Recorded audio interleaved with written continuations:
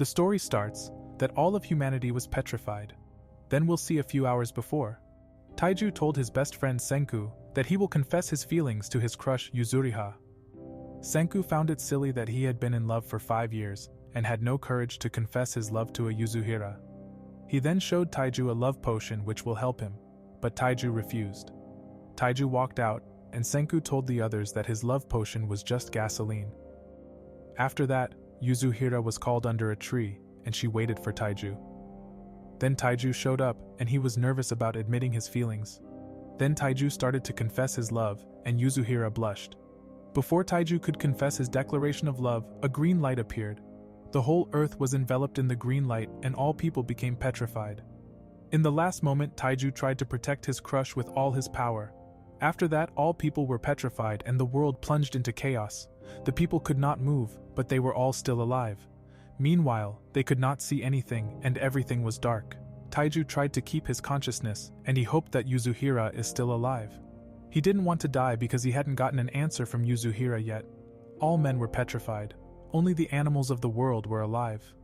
Then several centuries passed, and the earth changed.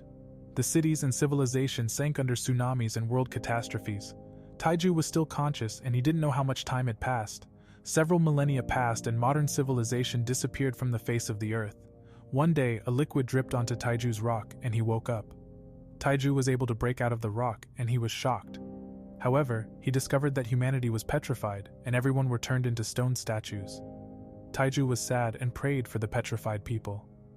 After that, he spotted a river and he followed the direction of the river. Suddenly, Taiju remembered that in his past, 2 girls had found a petrified bird. He thought the bird was afflicted with a disease. As a result, Taiju took the bird to a vet to revive him. Suddenly, his crush Yuzuriha appeared. However, Yuzuriha also showed a petrified bird. She had the same stupid idea like Taiju. Taiju started laughing and they became good friends. Back in the present, Taiju found his school's old tree. He was happy to have found Yuzuriha and thanked the tree because Yuzuriha's statue was not destroyed. Taiju also thanked Yuzuriha because just thinking about her kept him sane and alive the whole time. Then Taiju was able to confess his love for Yuzuriha, and he cried because she couldn't answer him. After thousands of years, Taiju has successfully confessed his love. Suddenly, Taiju swore that he will revive her in the Stone Age. Also, he spotted a message for him and he immediately followed the river. Later, he met his best friend Senku, who was already waiting for his awakening. Taiju tried to hug him, but Senku didn't want to hug a naked guy and stopped him. Then Senku said that 3,700 years have passed, and Taiju couldn't believe he knew the exact date. Senku replied that he was constantly counting the seconds that had passed since the petrification. So Senku said he almost passed out while counting, but he managed to persevere. Taiju was impressed by his best friend Senku, and he was led to a shelter. When Senku showed Taiju his built home, he was shocked. Senku built the basics of survival from scratch on his own. However, Senku said he knew his feelings for Yuzuriha is stronger than anything else. In the days that followed, Senku tried to restore civilization with Taiju. Senku intended to recreate the world from scratch and save all humans. Then several days passed and Senku was exhausted by Taiju's collected resources. Senku immediately sorted out the poisonous foods and told him what is non-toxic.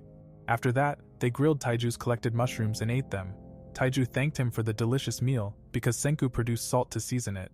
Following this, he immediately went on looking for more food. Later he found grapes and he tasted the grapes, which were sour. Suddenly he saw the statue of the strongest primate high schooler named Tsukasa. Subsequently, Taiju discovered a basket in a cave and Taiju thought that another person had survived. Then Senku appeared and said he was the person who put the basket there. Senku said their ultimate goal is to free more humans from petrification. Then Senku explained that he tried to dissolve the petrification with nitric acid. Taiju didn't know what nitric acid was. However, Senku poured nitric acid on the bird and his test failed. Senku was depressed, but he didn't give up and wanted to do more experiments to find a solution with his knowledge about science. Suddenly Taiju asked a stupid question, and Senku was happy. Senku explained to him that he wants to make a new mixture. So Taiju said he didn't understand most of it, but he showed him grapes to make alcohol. Followed Taiju showed his physical farming skills, and they were able to quickly produce their own wine. 3 weeks later they successfully made wine, and Taiju said that they aren't old enough to drink booze. Senku said that 3,700 years have passed, and now they are allowed to drink wine. After that, Senku planned to distill the alcohol, and he built a crazy vase. Senku believed in science, but his try failed. As a result, Senku tried more attempts to create distilled alcohol every day. Then winter came and they still had no success, but they didn't give up. Then spring came and Senku tested his miraculous fluidity again. Suddenly, Senku managed to create a mixture that dissolves the petrification. He then tested the mixture on a bird again, and they managed to find a solution through science. A bird got out of the petrification, and Taiju was happy to see their success. The bird flew in the sky, and Senku was glad, because they were getting a little closer to civilization. Following this, Taiju asked his friend who he planned to free from the petrification first. Senku immediately replied that Taiju is allowed to choose the first person that they will revive. Arrived at the statue of Yuzuhira, Taiju asked if the water could surely save Yuzuhira. After that, the time finally came when Taiju was able to save Yuzuhira. Suddenly he realized that she is naked during her awakening. Taiju hurt Senku's eyes and he was annoyed with his stupid friend. Taiju insisted on carrying her back to the base first and putting clothes on her. Suddenly, Senku heard animal noises deep in the forest. Then a lion appeared, and they were stunned. Senku said the lions most likely escaped from a zoo. They then jumped off a cliff thinking they had escaped the lions. So Senku and Taiju tried to escape from the lion, but more lions appeared. Taiju ran away and he chose to sacrifice himself to protect his friend. He wanted his friend Senku to survive with Yuzuhira. Senku said that he shouldn't say such nonsense, and they will both find a solution. However, he stopped Taiju, and Senku knew that Taiju is a good person who always protects others without taking care of himself. Senku and Taiju kept running, and Taiju came up with a plan. Senku decided to revive Tsukasa, and he apologized to Yuzuhira for his decision. Then he poured the miracle water on the statue of Tsukasa. The lions surrounded them, but Tsukasa was revived in time and saw the lions. Senku immediately reported the situation to him, and Tsukasa was ready for the fight. Tsukasa then attacked the lions with stones and he hit them with his fists. Tsukasa was able to knock the lion leader unconscious with just one punch. Then the other lions were intimidated, because Tsukasa was stronger than Mike Tyson. Suddenly, Tsukasa said that they never have to be afraid of wild animals again. Suddenly, Senku said that Tsukasa is a double-edged sword, because maybe through greed, he could become a tyrant. Taiju was afraid, and he imagined Yuzuhira being seduced by Tsukasa. Followed, Tsukasa asked for a tool to cut the lion's meat. Senku told him that lion meat doesn't taste good, and got a sour taste. However, Tsukasa replied that he will eat the lion's meat to pay his respects for taking a life. Taiju was happy that Tsukasa is a kind person, so Senku gave him a knife and he agreed to him eating that precious meat despite the disgusting taste. Later, Taiju promised that they would produce more miracle water and she would be revived next. Meanwhile, Tsukasa was surprised by Senku, and they all got to know each other better. Subsequently, Tsukasa learned that they have no meat, and he immediately went hunting in the forest. Tsukasa found wild boars, and he defeated them all with ease. In addition, Tsukasa also caught a bird while flying in the sky. Then he went hunting fish in the sea with just a spear, and caught with his monster power many fish. Taiju was impressed by Tsukasa with his Stone Age skills. Tsukasa then said that as a team member, he promises to always provide enough meat so they can eat well. Suddenly, Tsukasa smashed a rock to save a statue of a young woman. Taiju was glad that Tsukasa is a kind person and thought he is a saint. Following this, they ate the grilled fish, and Senku asked them a question. Taiju tried to find the solution and his answer was incorrect. Senku was shocked at his stupidity, and Tsukasa tried his luck. Then Senku resolved the answer and said they need calcium carbonate for their next goal. As a result, Taiju was asked to collect many shells for crafting. Taiju collected a large amount of shells and crushed it into white powder. Senku intended to use the ground calcium carbonate for many works, so Senku produced a kind of cement and he also created soap in the Stone Age world. Senku became Dr. Stone and he gained the respect of Tsukasa. Tsukasa praised Senku, and Senku became suspicious at his words. Then Tsukasa replied that he had no ill intentions. Suddenly Taiju appeared and he interrupted their conversation. He asked about other uses for the shell. In the night, Taiju was sleeping and Tsukasa noticed that Senku is outside of the hut. Meanwhile, Senku built a crossbow to provide security. The next morning, Tsukasa said that the stone world is great, because sea and land have no owner. After that, He told a story that once a poor boy tried to make a necklace out of seashells for his little sister. Suddenly a man with fishing rights beat up the boy and called him a thief. Then Tsukasa destroyed a human statue. Senku said he had just killed a human. Followed Tsukasa asked if he wanted to save all the people including the adults with the corrupted souls. Then Tsukasa said that adults will destroy the world again, and he got the plan to create a world ruled without greed. Then Tsukasa tried to destroy another statue. Senku stopped him and said he will save everyone in the world.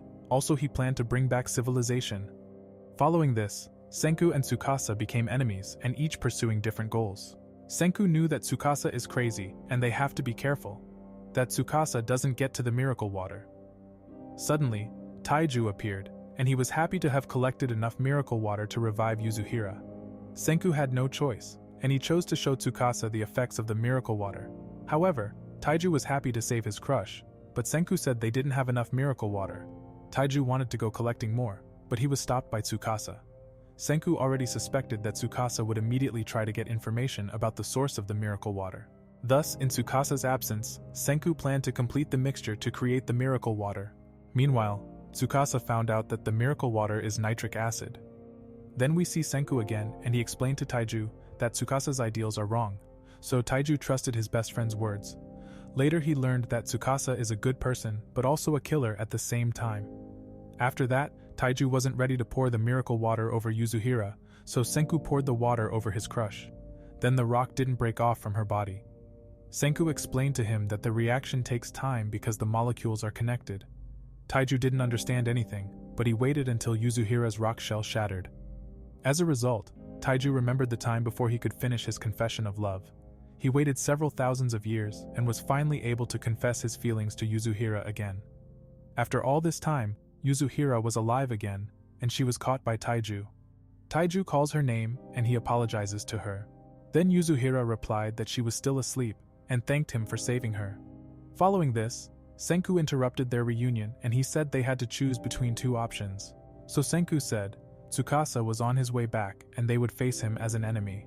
Taiju and Yuzuhira decided to help Senku fight against Tsukasa. Suddenly, Tsukasa appeared and he was determined to impose his ideals on the world.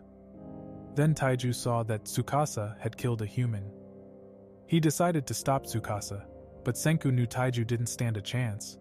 Senku shot Tsukasa with an arrow, but he easily deflected it. Then he also attacked Taiju, who was able to block his strong kick. Tsukasa noted that Taiju isn't willing to use violence at all. Taiju made a statement that he would avoid violence and offered Tsukasa to vent his anger on him. Yuzuhira and Senku were shocked by Taiju his stupid words. Meanwhile, Tsukasa was confused and overwhelmed by Taiju's stupid logic. Then Tsukasa asked what he would do if he killed Yuzuhira. Suddenly Taiju's head was bleeding, and he passed out. Tsukasa knew that Senku and his friends are not his enemies, but they had different opinions and he said goodbye. Then Senku woke up Taiju and he knew how tough his best friend is. Taiju got up immediately and he said he was fit again.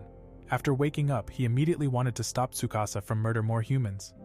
Then Senku said that they can only stop Tsukasa with the power of science. This is how the war between science and the Stone Age started against each other. Senku actually planned to build a weapon against Tsukasa. After that, Senku wanted to go gathering materials. So they set off, and on their way, cherry blossoms fell from the trees. Senku said that these are a new species of cherry trees that are no longer from their old world.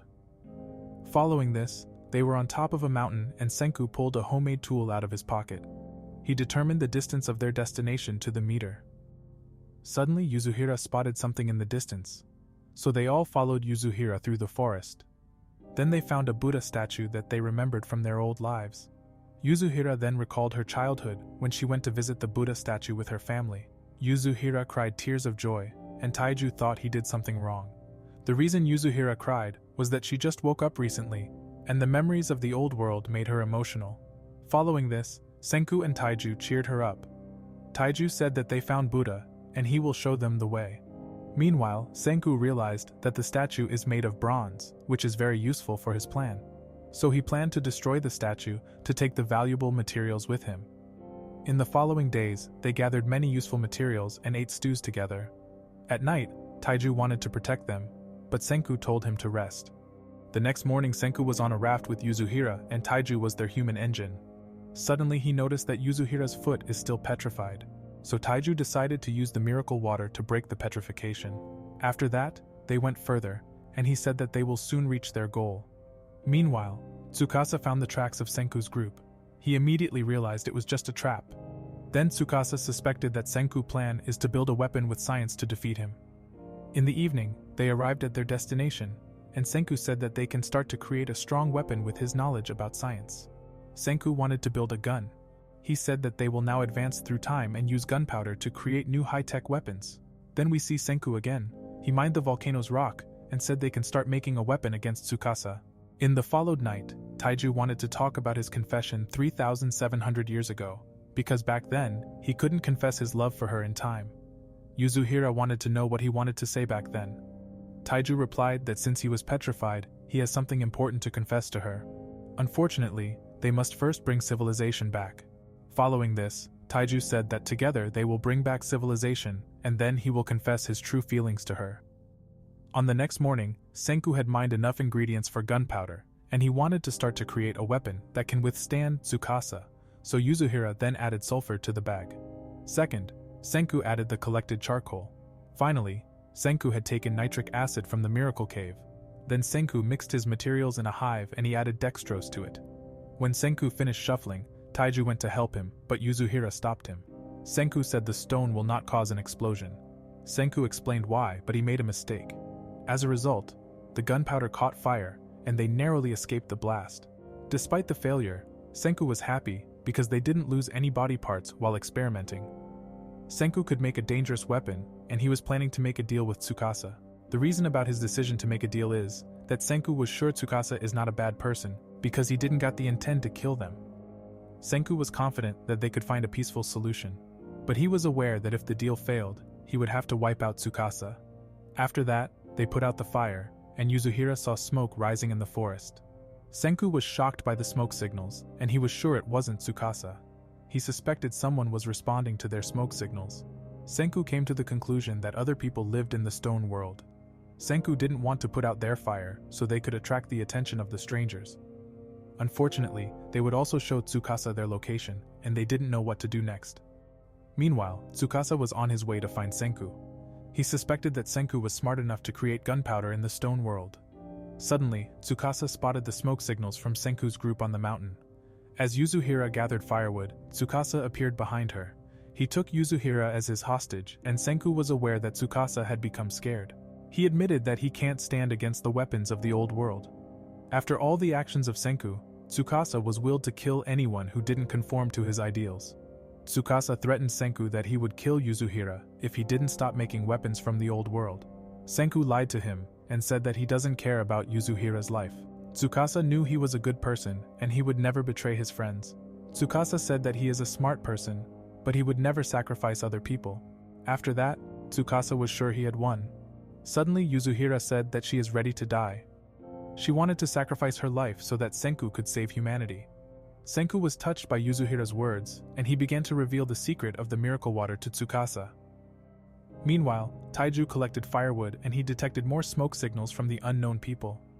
Taiju immediately wanted to go back and report his friends about the great news. Then we see an unknown girl answering the smoke signals of Senku.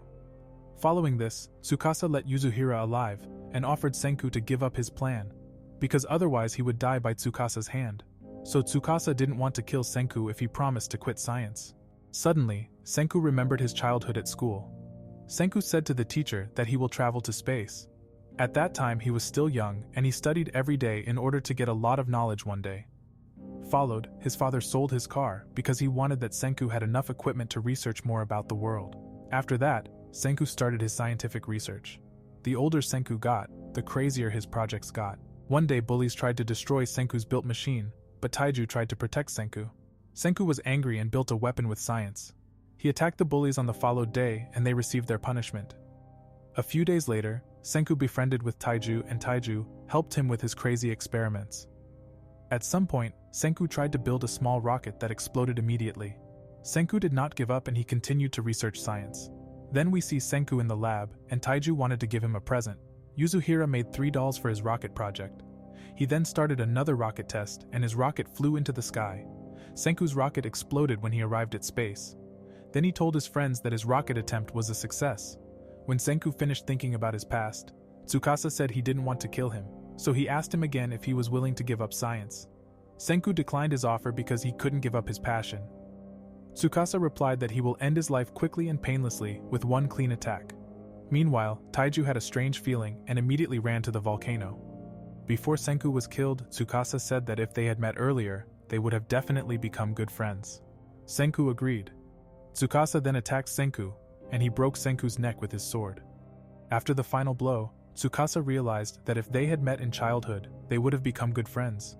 He wishes he had met Senku in the old world before they went to the stone world.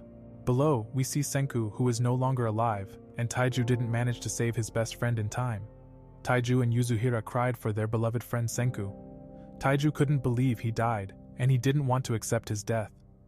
Then Tsukasa said that they should bury their friend properly. Farewell. Taiju was furious, and Tsukasa sensed his lust for murder immediately. He knew that Taiju in rage could fight him. He hoped Taiju would keep calm, so he wouldn't have to kill him. When Taiju lifted a huge rock, Tsukasa was ready for a battle against Taiju. Taiju was angry and sad at the same time, but Yuzuhira managed to calm him down. She said that Senku sacrificed his life to protect her. Then Taiju threw the rock in the air to distract Tsukasa. Tsukasa was confused and tried to figure out their plan. Meanwhile, Yuzuhira tried to get the gunpowder. She believed in Senku's dream and she threw the gunpowder at Tsukasa. Then Tsukasa destroyed the pot full of black powder. Taiju and Yuzuhira have promised to fight together against Tsukasa with the help of science. Following this, Taiju was ready to defeat Tsukasa with whatever means they had. When the giant rock landed, the rock created sparks that immediately exploded. Tsukasa was hit by the blast and he couldn't see through the smoke. We then see Tsukasa, and he was unharmed by the blast. He suspected that Taiju's plan was to escape from him. Then Taiju ran away with his dead friend, hoping to save his best friend Senku. Tsukasa was sure that Senku could not be revived in this world. Meanwhile, Taiju tried to revive him with a heart massage. Senku showed no reaction, and he planned to do the mouth-to-mouth resuscitation. In that moment, Yuzuhira said it's her fault that Senku sacrificed himself to save her life. Following this, Taiju remembered a question from school. At that time, Senku said that he will always try to save everyone with science. Taiju was sure that Senku would never sacrifice himself without a plan. Suddenly, Yuzuhira remembered that Senku drew attention to his neck before he died. Then Taiju realized why he was always touching his neck. As a result, they found that Senku's neck was still petrified. They immediately understood Senku's plan to revive himself. They then used the remaining miracle water and poured it over Senku's neck. After the petrification was gone, Senku's friends hoped he would be revived. Taiju yelled at him saying that he needs to wake up to achieve his dreams. He knew that Senku was their last hope to rebuild civilization. Then we see the Earth from space, and a single person counted all the seconds since petrification. Senku was petrified, but he tried to stay conscious. When Senku still couldn't see after 3,700 years, he hoped to be able to see something again. Suddenly the petrification was dissolved from his body. Senku was glad to be free of the rock, and was finally able to move again. Then Senku immediately started researching the petrification. Suddenly, monkeys appeared, who were scared on Senku's body because he saw a human for the first time. Senku was also surprised because he had discovered a new species of monkey.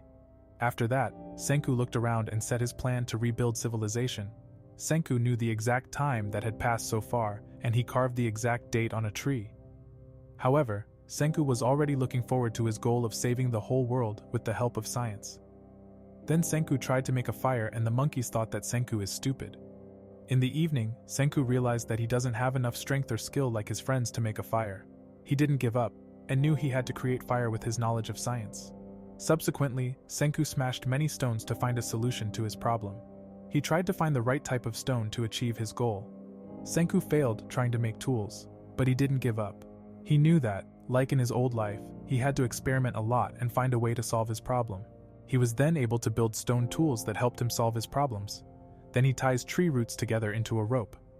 In the evening, Senku tried to create a fire again with his manufactured cord. However, Senku generated heat into the night, and he combined it with oxygen. As a result, Senku successfully created fire in the stone world. In the weeks that followed, he cut down trees for a shelter. Also, Senku tried to hunt meat, but he didn't have enough stamina. Senku was aware that he had no special physical powers, so he came up with a new plan to hunt animals. Senku was able to solve all his problems with science, and he caught a deer. In the months that followed, he ate the meat he killed. Additionally, he built new inventions every day to advance science. After several months, Senku managed to create a shelter with all the necessary infrastructure. Following this, Senku looked down on the monkeys, and he was already looking forward to saving the world one day. A few weeks later, Senku collected mushroom, and he finished the construction work. Suddenly, he fell over from exhaustion, and he wished for a person who would do the physical work. On the next morning, he dug up a stone statue because he planned to revive his best friend first. He became sentimental when he saw his best friend's face and looked forward to his revival after 3,700 years. He then tried to figure out how to revive his friend and came up with the multiple causes of the petrifications. Number 1 was that aliens purified them with a super alien petrification beam. Number 2 was that the military created a crazy weapon which got out of control. The last hypothesis was that a new coronavirus caused the petrification of the world. After that, Senku tried to figure out the rules of petrification, using a bird as his first test subject. He pondered the solution to why he came out of the petrification and suspected it had something to do with a natural spring. Suddenly he noticed something and recalled the moment he was revived. Senku got a great idea and remembered that the fragments closest to his head were on the ground in a pile. Following this, he found a cave, and he smelled in the cave nitric acid. Senku used the hair of his neck, which was still petrified, and he held it under the dripping mixture. Senku waited for a result, and his experiment was a big success. Following this, he poured a bottle of the mixture over the statue of his best friend. He hoped that Taiju is still alive, but his first try failed. So he began with many experiments and realized the mixture wasn't working on humans. In the following days, he thought about the situation and found the missed puzzle to his final success. He understood E=mc², and was sure Albert Einstein is the solution for his problem. Then Senku started to grind, and he was sure to find the solution. He built a laboratory and made many experiments in his little hut. After many weeks, he was able to create a solution and tried to awake his best friend.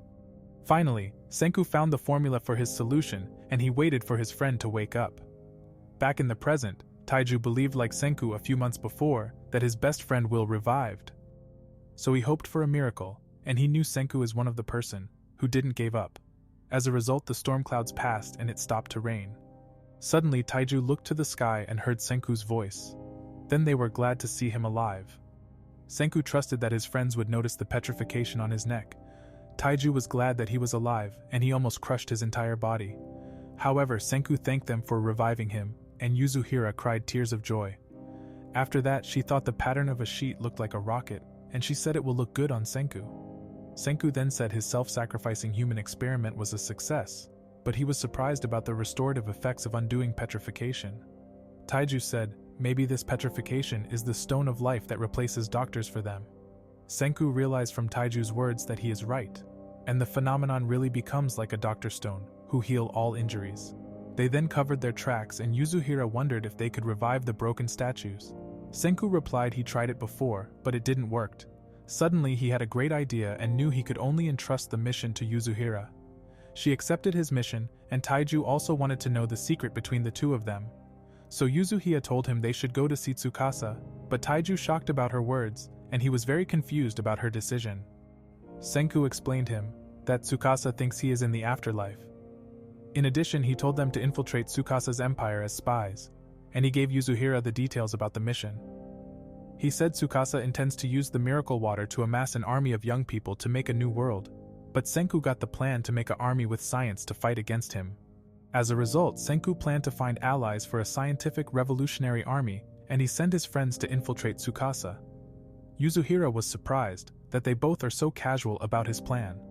Taiju replied that Senku is always logical, and he realized they won't be seeing each other for a long time. So Taiju ran back, and he knew his voice won't reach him. Taiju showed a sign that symbolized his friendship. Following this, Senku said goodbye, and he showed his best friend the flag of science. In the meantime, Tsukasa noticed that someone was following him. Suddenly, a cute girl with blonde hair appeared, and she brought him flowers. He wondered if she was a person revived by Taiju. Suddenly, she attacked Tsukasa, and he dodged her attack. Tsukasa was attacked by the blonde girl, and he understood she isn't a revived person because her martial arts skills are insane. Then Kohaku said she saw all his evil deeds that he had done on the mountain. She thought he was an evil sorcerer and tried to kill Tsukasa with her Stone Age knife. He dodged her attack, and he understood that she didn't know what an explosion is. However, Tsukasa found out that she belongs to a new generation who didn't know about science. He didn't see primitive humans as a threat and had no reason to fight Kohaku. His goal was to return to the cave and claim the miracle water before they do. So Tsukasa said goodbye and just pushed her back. Then we see Senku. He heard the loud noise and immediately ran in the direction. Kohaku was surprised to see Senku, but he said she should stop talking and he tried to save her. Following this, Senku said he got two options, but one of them is very dangerous. She replied her organs and bones are fine.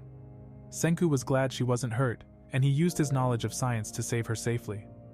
Kohaku was surprised about his construction, and he explained that he will use science to save her. At the end of the day, Senku successfully managed to save her, and Kohaku was impressed by the power of science. Following this, Kohaku said she got a liking on him, and Senku misunderstood her words. In the evening, Senku noticed that Kohaku slept with her swords. She replied, she liked the way he live, but she don't trust him yet. Senku said he wouldn't dare attack a lioness and told her to relax. So Kohaku learned about Senku's rude behavior, but she knew he is a good person. As a result, she offered him to help him fighting against Tsukasa. He told Kohaku about his plan, and Kohaku decided to team up with Senku.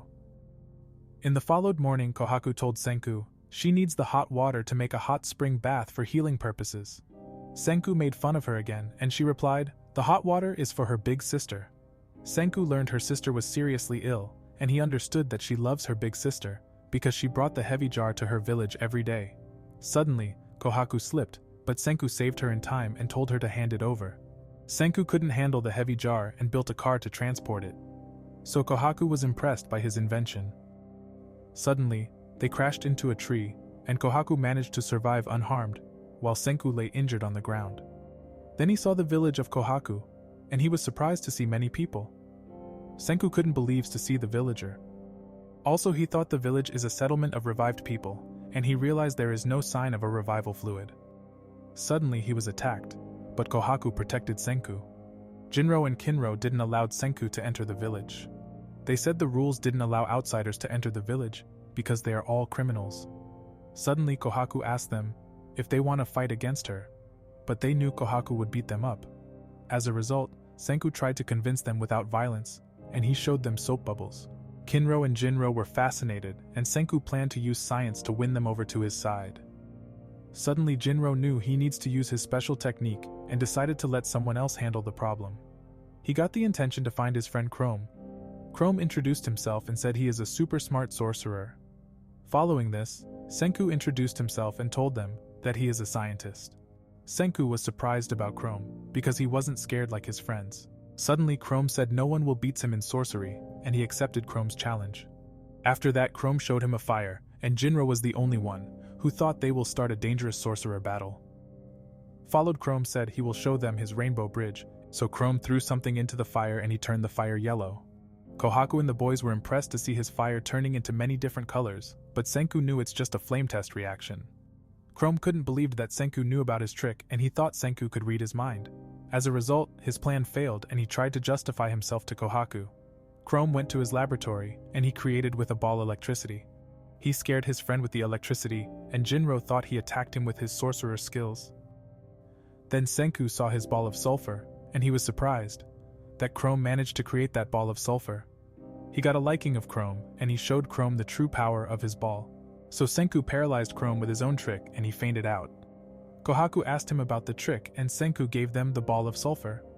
Following this, Senku looked at his treehouse and was amazed, because he collected all minerals and scientific materials by himself. Chrome replied he collected everything and called the reactions sorcery. In that moment, Senku smiled, because he found a guy who got the potential to become a good scientist. However, Chrome challenged him to a last duel, but he had no chance of beating Senku on a math question. Following this, Senku got his shed of science and Chrome joined his team. He discovered all of Chrome's treasures and they became good friends. Later, Kohaku let the two boys play with the rocks, and Senku got the plan to convince the two brothers with science. Then Senku sticked his spear into the fire, and he successfully created a golden spear. Kinro said he can't buy him off with this nonsense. Following this, they noticed that Kinro liked his new gift and Ginro was jealous. Later, Senku discovered that Chrome collected plants. Chrome said he collected them because he tried to find a solution to cure Ruri's disease. This was the reason that Chrome decided to become a sorcerer. In the meantime, Ruri thanked her little sister for bringing her hot water for her illness. Ruri's servants learned that Kohaku slept a night in the forest. Followed, Ruri asked them to leave for a second. They refused and said they couldn't let the priestess be on her own. Ruri convinced them to leave, and she was worried about Kohaku and knew something happened yesterday. Suddenly, Ruri collapsed, and she told Kohaku not to put herself in danger for her. After that, we see Chrome, who asked Senku if he could use science to cure Ruri's disease. Following this, Chrome learned about the modern civilization and all inventions of the old world. He told Chrome about the petrification and the disaster of the world 3,700 years ago. As a result, Chrome began to cry and couldn't believe that someone destroyed the modern civilization. Chrome was angry, but Senku cheered him up and said humanity isn't going down that easily. Then Chrome decided to build a nation of science with him, and he intended to defeat Ruri's sickness with the power of science. Senku smiled by hearing his words, and he planned to make antibiotic in the Stone Age world. In the followed day, Jinro told the villagers about Senku, and they didn't saw him as their enemy. Then the village chief learned about the foreigner who was brought by Kohaku. He got angry because he disowned his daughter and she still doesn't obey the rules. Suddenly Ruri's illness got worse and she collapsed. In the meantime, Senku planned with his friends to save Ruri. But Senku had ulterior motives and wanted to make all the villagers his workers. Following this, Senku told them the kingdom of science will produce antibiotic, which saved 100 millions of humans. Kohaku and Chrome were motivated to help Senku, and they told him to start right away. Senku explained them, there are 2 routes to making antibiotics. Senku tried to explain the theory, but they didn't understand anything and let Senku do the planning. Then he said he will able to produce antibiotics with 10 billion%. As a result, Senku planned the steps to make their miracle medicine, and he showed his friends the plan. They were shocked to see his complicated plan, but believed that Senku would pull it off. Chrome got excited and asked Senku about his plan to create iron. After that, Senku taught Chrome more about the world, and he was exhausted to be a teacher. Chrome was glad to learn about gravity and the space. So Senku told them about the space, and he showed them the North Star. Suddenly he noticed that the positions of the stars had changed, and he realized the Earth's axis is shifting. He understood that the whole planet has tilted slightly over the past 3,700 years, and the North Star moved. Chrome thought he knew more than Senku for the first time and showed him a magic stone. But Senku destroyed his self-confidence and told him that his rock is a magnet. A few days passed, and they went to a river to find more magnet rocks. Kohaku found many of the black sand, and Senku looked forward to produce iron in the Stone Age world. Later, Senku learned that Kohaku was the only woman with gorilla abilities, and she was angry at being called a gorilla. Subsequently, Chrome had the idea to ask the village for help, but Kohaku said nobody would help, because they are both suspicious sorcerers.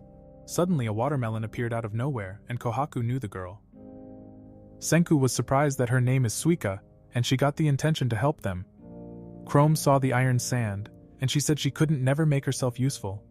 As a result, she asked Senku if she could help him by searching the iron sand. Senku was grateful about her help, and he counted on Suika to find more iron sand. She was surprised about Senku, who was the first person to not ask her about the watermelon on her head. Following this, Senku wondered that they knew about legends of his old life, so they told Senku that Ruri told them about the story about Momotaro. In addition, Kohaku said she heard all kinds of stories from her big sister. Senku was interested in Ruri, and he decided to cure her illness with all cost. Suddenly Chrome got jealous and he found out that Chrome had a crush on her. After a few days they collected enough iron sand and Senku told them the next step. Senku explained they will burn it with the highest temperature. So Kohaku asked him about his plan, and Senku showed his self-made Stone Age oven. Kohaku was motivated to see Senku's new tool. Then they started to generate air with Senku's tool. Senku told them that they only need to last 20 to 30 more hours so they can make iron. In the evening, Jinro saw the fire and had the idea to help Senku, but Kinro said they need to follow the rules. Jinro was jealous about his golden spear, and they started arguing. In the followed morning we see Senku realized he needs more manpower to make iron. Senku and Chrome got the idea to bait Jinro with science, and Kohaku said they should stop calling it bait, Then Suika said she will find out what they need to recruit the villagers. As a result, they trusted Great Detective Suika with the important mission to find out the villagers' desires. Later, Suika went to the village, and everyone knew about Senku living in the shed of chrome. Suika gathered a lot of information about the villagers and she went back to report Senku. In the evening, Suika told them that the dazzling sister wished to find a handsome boyfriend. Senku knew it's impossible to create a handsome boyfriend with science. Then Chrome called Kohaku a gorilla, and he was punished by Kohaku, who doesn't like his words. After that, Suika reported to Senku that the boy Ganon was sick to eat fish every day. Senku had a great idea and said he could already see the scientific bait that would got them to his side. Meanwhile, Suika played with a dog, and Senku noticed about her toy. Suika told Senku the dogtail millet is Chalk's favorite toy. The next morning, Senku harvested foxtail millet and said they would make gourmet survival food from scratch. Kohaku passed to eat foxtail millet and didn't understood his plan.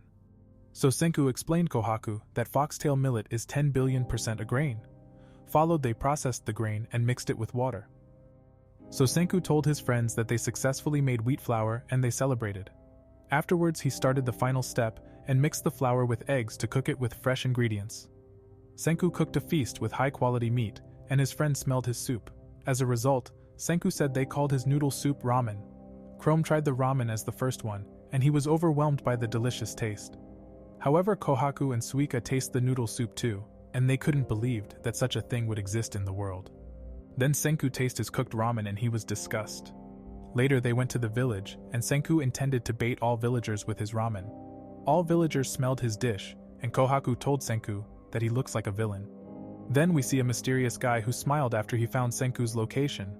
Meanwhile, Senku cooked foxtail millet ramen to find enough manpower to make steel. All the villagers loved his noodle soup, and Senku became popular because he showed them such an amazing dish.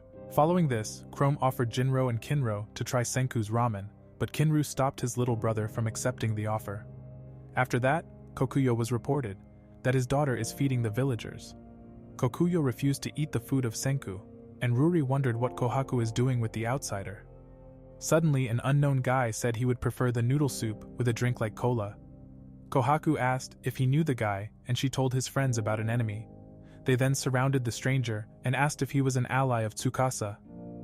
He played dumb, and he replied that he had been alone since he was no longer petrified. Following this, Senku realized he was the famous Asagiri Gen. Senku told Kohaku that he is a magician who wrote trashy psychology books. Gen said he is a mentalist and asked them to lower their weapons. Kohaku noticed that he wasn't scared, and all his words are lies to manipulate the peoples. Then Senku said, "Everyone who had ramen has work to do," and he forced all his customers to help him with his project. As a result, they started to produce steel, and everyone were exhausted. Senku knew Tsukasa sent him to spy on him, and he asked him about his friends. Gen replied that both his friends were fine, and he admitted to being an ally of Tsukasa. Following this, Senku learned that he decided to tell him the truth, after he discovered his crazy oven. At night, Senku looked up at the sky, and Gen watched him. A few days later, Senku was finally able to create metal. Also, Gen told him that his job was to confirm that Senku is dead, but he changed his plan. The reason was, he saw Senku making steel, and believed that he got a chance to defeat Tsukasa. However, Senku and his friends produced successfully steel, and Gen said he's going to tell Tsukasa a lie. He said it doesn't matter who wins because he just wants to be on the winning side, so he just wait and see if the Kingdom of Scientists will win or the Tsukasa Empire. Suddenly, Kohaku appeared and she threatened him, but Senku stopped her.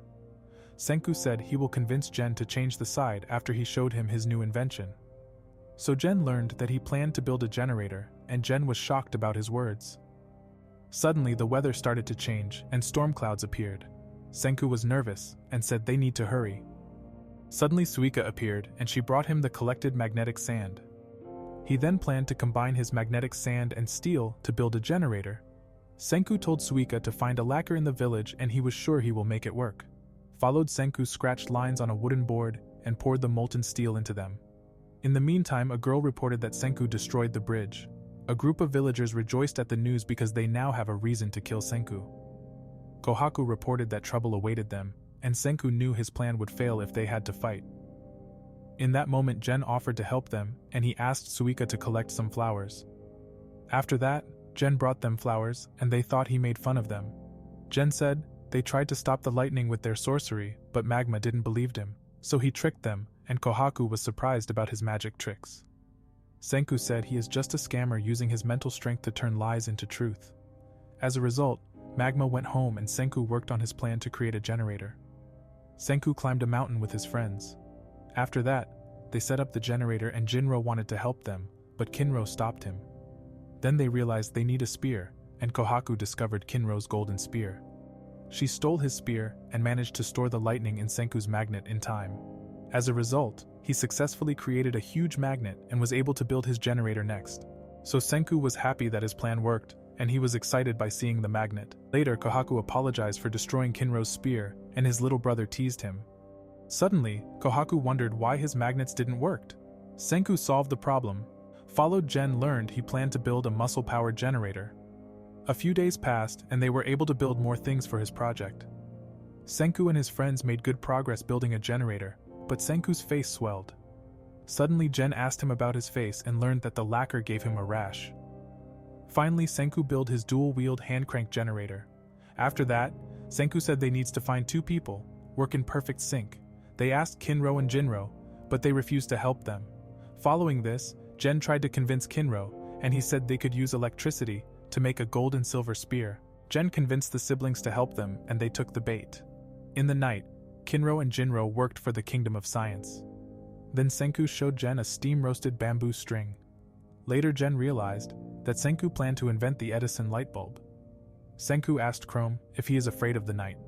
The reason for his question was that he knew he had brought an important Edison invention to the Stone Age. He said with science, they can defeat the night. Following this, Senku created light, and everyone were shocked to see Senku's invention. In that moment, Senku was one step closer to his goal of bringing civilization back. Then Senku remembered reading Thomas Edison's biography for the first time. From that day on, he asked himself many questions about electricity, and he started to teach himself everything about electricity. As a result, he was able to create many crazy inventions, and he managed to bring light into the darkness in the Stone Age. Senku realized that he had received a great human achievement in electricity. He was extremely happy with his success and smiled because he was well on his way to building civilization again. Meanwhile, Gen was surprised that Senku had invented electricity in the Stone Age world. Later they explained Suika about Tsukasa, and Chrome said he is a bad guy. Suika couldn't believe that Gen is a bad guy because he helped them to solve their problems. Senku said Gen isn't a bad guy, but they needs to win them on their side. Following this, Chrome asked Gen if he had heard them. Chrome said he should join Senku's team because the Kingdom of Science is just way more fun. Gen replied all he just care about is whether or not something will benefit him. Afterwards, Gen recalled the moment he was revived and thought it was all just a prank. Suddenly, Tsukasa told him they are in the Stone Age, and Gen recognized the strongest primate high schooler. Tsukasa said he gathered all the statues, who ought to be revived first, including him. Gen was shocked to see Tsukasa's empire, and Gen learned about his plan. Following this, he showed Senku's built treehouse, and he asked Gen to use his mentalist abilities to find Senku, if he is still alive. Gen learned about Senku, and he understood that Tsukasa is a dangerous man. Back in the present, Gen looked at Senku's generator, and Magma showed up. Magma beat him up, and he planned to murder him. Then Gen was badly injured by Magma with a spear, and they immediately fled. A short time later, Senku and his friends showed up to see after Gen. They were worried, but Senku noticed that he guarded himself with bags of fake blood. After that, Kohaku said he blocked it with those bags, but he was severely injured. They didn't know who the culprit was, and Suika decided to find the culprit in the village. In the days that followed, Senku and his friends tried to nurse Gen back to health. One day later, Suika found the culprit and she told her friends that the culprit was Magma. He celebrated his bad deed and wished to kill Kohaku as well. He knew that Kohaku was way too strong and he planned to make Ruri and Kohaku his wife. However, Kohaku understood why they had stabbed Gen. The reason was they mistook him for Senku because of the rumors about a sorcerer. Following this, Senku asked Kohaku why Magma is looking for an opportunity to kill her.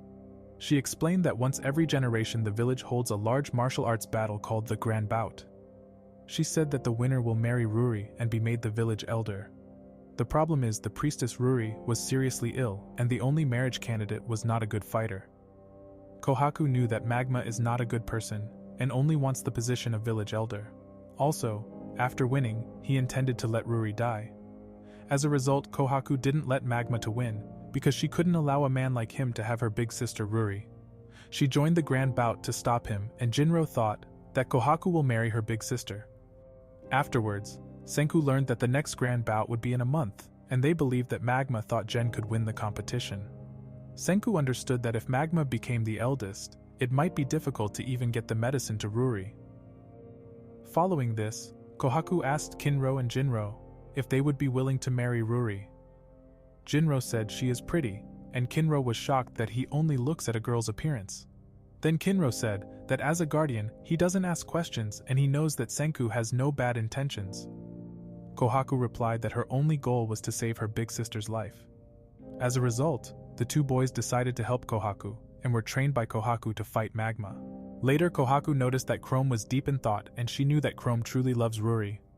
She apologized for not training him, and Chrome knew himself that he wouldn't stand a chance in the fight against Magma. At that moment, Chrome remembered his childhood. Ruri said her illness could not be cured, but Chrome promised to do everything to save her. So Chrome said he is totally cool with that, and he looked forward to save Ruri with the power of science. Senku smiled, and he was happy to find a new scientist on his side. Later, Kohaku said she planned on participating in the grand bout. Also, they were worried about Jen because his recovery will take a very long time. Senku knew that time was running out, otherwise Tsukasa would find out that he was still alive. During the night, Senku whispered something to Jen and he started to smile. In the followed morning, Chrome was shocked to see that Jen vanished. He was on the way back to Tsukasa, and Kohaku feared he would betray them. He ran to the Tsukasa Empire as fast as he could, and one of his warriors stopped him with an arrow. He reported to Tsukasa that he found a primitive village, and told him about the death of Senku. Then we see Senku, who stopped Kohaku to catch Jen. He explained her that, if Jen really didn't have an interest in science, he never would have cooperated with them. So Senku knew he wouldn't betray the kingdom of science. The reason was that the day before, Jen asked him if he could make coke. Senku replied that he sure can make cola. As a result, Jen didn't snitch on him and reported that Senku is dead. So Kohaku was happy that they won the first battle, and looked forward about their new team member in the kingdom of science. In the meantime, Jen couldn't believe that he risked his life for a bottle of cola. Then Senku planned to make a bottle of coke in time for his return. In the followed week, we see Kohaku training Jinro and Kinro for the upcoming competition. Meanwhile, Senku planned the next step to create a medicine for Ruri. He told Chrome that they will produce glass. Chrome didn't know what glass was, and he explained that you can mix chemicals very well with it. Also, Senku planned to make glasses for Suika, and Kohaku was surprised how cute Suika is. Unfortunately, she can't see properly without her melon. Following this, Suika said she had the fuzzy sickness in her eyes. As a result, she ended up looking weird when she tried really hard to see. Senku explained to them that after inventing glasses, they can correct Suika's poor eyesight. Senku told Suika that she was nearsighted and not a disease. This is how Suika learned about the glasses in the old world, which allowed many people to live normal lives. Suika wished to see the beautiful world with all her friends, and Senku wanted to fulfill her wish. Following this, Chrome showed Senku a place where he found quartz. Senku dug on the mountain, and he showed him the raw material to make glass. Then they start working together, and they had a lot of fun digging up the quartz sand. In the evening, Senku started the next process, and he heated the quartz sand in his furnace. The next morning, Senku was exhausted, but he wanted to continue working. Finally, he produced lens glass, and everyone wondered what he was going to do with the new device.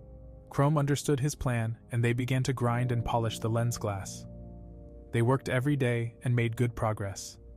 A few days later, Senku was able to create lens glasses so that he could grant Suika her wish. Later, they set out to show Suika the beautiful world she had never seen. Senku asked her if she could see the flowers in front of her, and she tried to focus her eyes on them. Suddenly, Senku put the bowler hat with the lens glass on her, and she could see the beautiful sunflower in front of her. Suika cried tears of joy and was grateful about Senku's gift. Meanwhile, Kohaku mimicked Magma's attacks, and Kinro didn't manage to block them. She made Kinro aware that he always misjudged the distance, and Jinro knew about his big brother's problem. The reason for this was that he also had poor eyesight, and Jinro was worried about his brother, but promised not to tell anyone about it. Then we see Senku. He was already planning his next project, and was yelled at by Chrome not to express his words like a villain. The following morning, Senku began making glass instruments. Suika helped them and collected many black rocks that foamed when heated. Senku explained her that they used the foam as insulation to make a glass-blowing furnace. Then Senku produced an iron straw to blow up the glass with air. Unfortunately, his attempt at making glass instruments was a failure, and Senku suspected that working with a craftsman would be more successful. So Chrome kidnapped an old man, and he asked Kaseki to help them, but he got angry and said he wasn't into bondage games. Then Suika showed up. She wanted to return the lacquer she had borrowed. Senku learned that Kaseki was the person who made the fantastic shield of Kohaku. In that moment, Kohaku remembered the happy time when she was given her father's shield. Knowing that Kaseki is a talented craftsman, Senku showed him his projects. Senku knew he could bait him with his glass. Then Senku explained his plan to make glass instruments. Chrome was able to pique his interest, and Kaseki couldn't stand their clumsiness. Senku's plan worked and Kaseki freed himself from the bonds. Also, he transformed into Muten Roshi, and they were surprised about his muscles. Following this, Kaseki showed them his craftsman skills, and he started the process of rounding the glass. Senku and Chrome were impressed, and Kaseki had a lot of fun making the glass instruments. The following morning, Senku acquired a science lab and was able to begin his experiments. Senku remembered when his father created a space for him for science, and he looked forward to further achievements. Then Senku said that from now on, they will invent more awesome things, and they will all have more fun than in Tsukasa Land. After that, we see Mecha Senku. He explained Senku's science kingdom, and it started with his base. Second, we see Senku's food truck that served ramen. As the third, Mecha Senku showed us that Senku also unlocked an industrial furnace to produce metal. Then, Mecha Senku introduced his fighters preparing to fight against magma. Jinro was lazy, and he was forced to generate power at Senku's generator. In addition, Senku has obtained Kaseki, who uses his muscles to make glass instruments.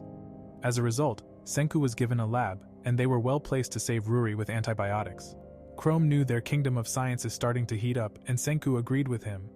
Then Senku told Chrome that the technology was even crazier before the world collapsed. In the meantime, Jinro was jealous about the sorcery team, because they looked like they had much fun. Suddenly, Jinro said that shining spears give them more motivation to become stronger. Kinro agreed, and they asked Senku to embellish their spears with gold and silver. Senku knew that a gold or silver spear would do him no good in combat, but he accepted their request. So Senku said he will make Jinro a silver spear, and Kinro was sad. Suddenly Senku told Jinro not to rejoice too soon because it would be dangerous to make him a silver spear. The following day, Chrome was surprised that Senku was using a strange-looking plant to make silver. Jinro was happy to get a silver spear, and he teased Kinro for not getting anything from Senku.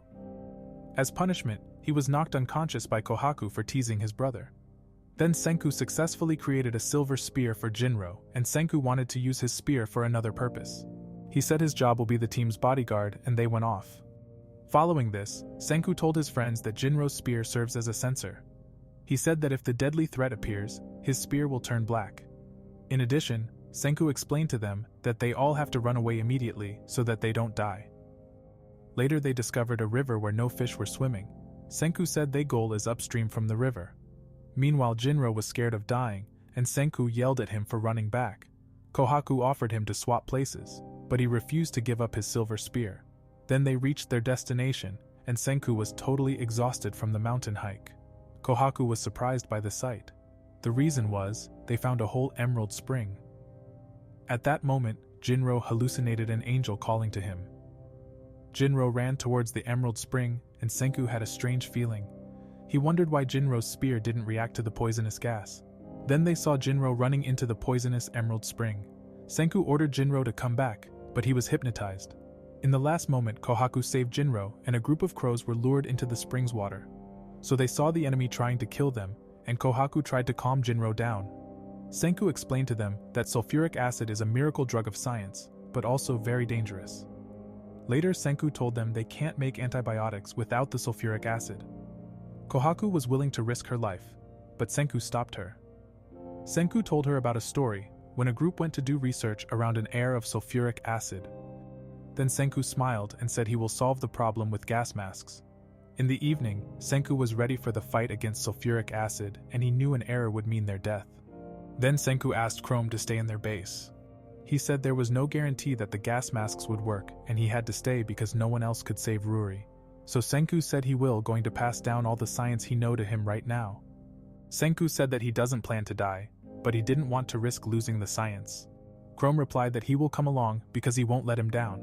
The reason for this was that Chrome considers Senku an important friend, and he can't just let a friend die. Following this, he said that he doesn't want to be protected, and he showed his determination to Senku. Chrome said that they are both scientists who can save each other in times of need. Senku was touched by his words, and Chrome was able to convince him. Chrome knew that Senku's friends also risked everything to advance science, so Chrome said he will follow him no matter how dangerous their adventure will be. Senku trusted him with his life, and they formed a team.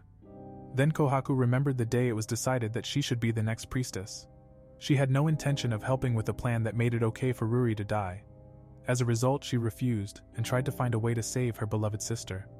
She thought that if she wasn't able to take on the role of the priestess, Ruri would have no reason to leave the world. After hearing Chrome's words, Kohaku was happy, and she wished Chrome could marry Ruri. She knew Chrome had always loved her sister and would risk his life for her at any time. Unfortunately, the marriage between them would not be possible, and Kohaku asked if she should be his wife. Chrome understood that she wasn't serious about her proposal and said that he would never marry a gorilla. In the morning, we see Senku. He started to do the final process for his gas masks. After some crafting later, Senku and Chrome received gas masks. Later, Senku and Chrome were on their way to the Emerald Spring. Jinro was ashamed because he was terribly scared. He declined to accompany them and said he will never return to that place. Following this, Senku said they couldn't force him, and they went off without Jinro. Back in the present, Senku and Chrome arrived, and his silver spear turned black. Chrome was aware that they could die instantly, but Senku just ran into the danger place without hesitation. Senku said freaking out helps him even less. Then Chrome realized that Senku was scared too, and he accompanied Senku without complaining. Meanwhile, Kaseki noticed that Jinro was in a bad mood, and he freaked out. Kaseki told him that he shouldn't be ashamed of being afraid. He said that all people have fears and there is nothing they can do about it. At that moment, Jinro realized that Kaseki was right. He realized that despite their fear, they faced the dangers. However, Jinro was cheered up, and Kaseki said he accidentally made another mask. Later we see Senku and Chrome mining rocks, and Chrome alerted Senku that his gas mask is melting. Senku was glad there were two of them and immediately repaired his mask. Suddenly Chrome tripped and Senku tried to save him, but Chrome knew he was going to die. Jinro appeared at the last moment and tried to save Chrome with his spear. He tried to pull Chrome out with all his strength, and Senku told him to control his breath. Following, Jinro tried to save Chrome, and Chrome believed his friends will make it. Jinro faced his fear and he used all his power and was able to defeat the evil monster. They managed to capture the sulfuric acid, and their mission was a complete success. Senku and his friends celebrated their victory, and they were ready for the final step. The following day we see Suika waiting for her friends to return. Suddenly Senku appeared, and Kohaku couldn't wait to make the medicine for her big sister. She was then reminded of the long roadmap, but Senku assured her that they have all the resources needed to start producing antibiotics. Following this, Senku started to boil the sulfuric acid, and he added a little bit of salt. Suika wondered what the weird glass sculpture was for, and she learned that it was a water-dripping machine. As a result, Senku received hydrochloric acid, and he explained to them that the chemical is very dangerous. He then produced more dangerous chemicals, and he stated that chemicals could kill a person instantly. Kohaku learned that no one will drink the chemicals, and she was shocked when Senku produced ammonia. Later, Senku said that they only need alcohol to make the miracle medicine. Kaseki told them that they can win alcohol in tomorrow's tournament. They were happy to hear this, and Chrome expected the two brothers to win tomorrow's grand bout. Then we see Kokuyo, and he was glad that the new village chief will be chosen tomorrow. Also, he was reported that all preparations are proceeding well. Unfortunately, they had a problem because Kohaku signed up for the grand bout too, and Kokuyo learned of Senku's participation. The reason for this was that Ginro helped him register for the grand bout, and the girls were shocked about the news. Senku replied that he didn't plan on winning, and he will only try to increase their team's chance of victory. Kinro wanted to win fairly, and the two boys said they would help him win the grand bout. He was disgusted by their plan, and complained to Kohaku. She then replied that she only wanted to save Ruri, and Kinro was touched by her words. The following day, we see the villagers, and everyone was waiting for Senku. He walked on the bridge, and Kohaku was happy that he was allowed to enter the village after half a year. Senku knew it would be the first step to success, and all the villagers stared at him.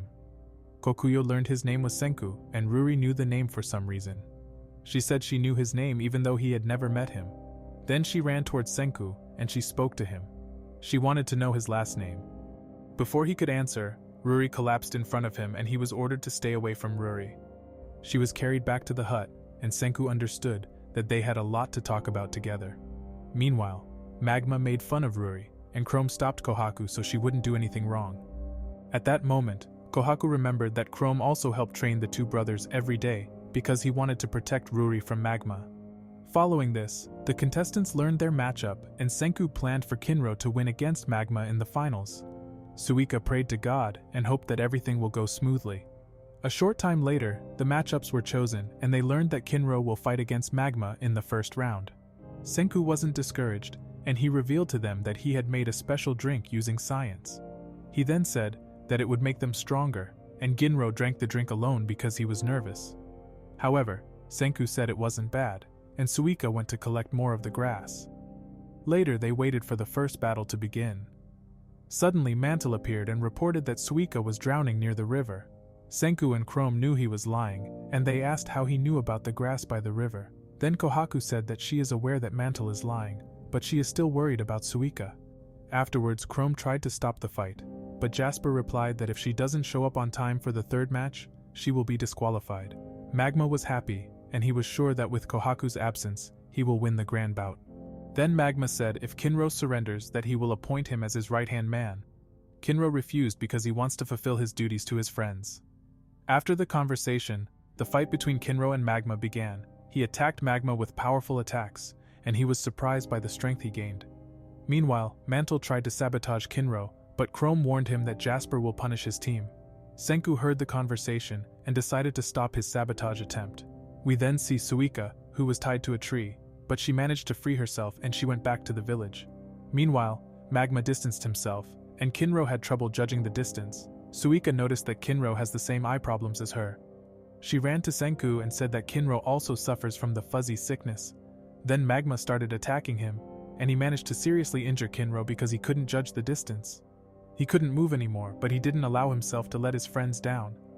Suddenly Suika stood on the highest point of the island, and she planned to support Kinro. She rolled down the stairs and used the momentum to throw her helmet at Kinro. She told him to use the eyes of science, and he jumped towards her melon helmet. Kinro transformed into Melon Ranger, and the boys were shocked. Meanwhile, Kinro couldn't believe that through the power of science he could see all the movements clearly.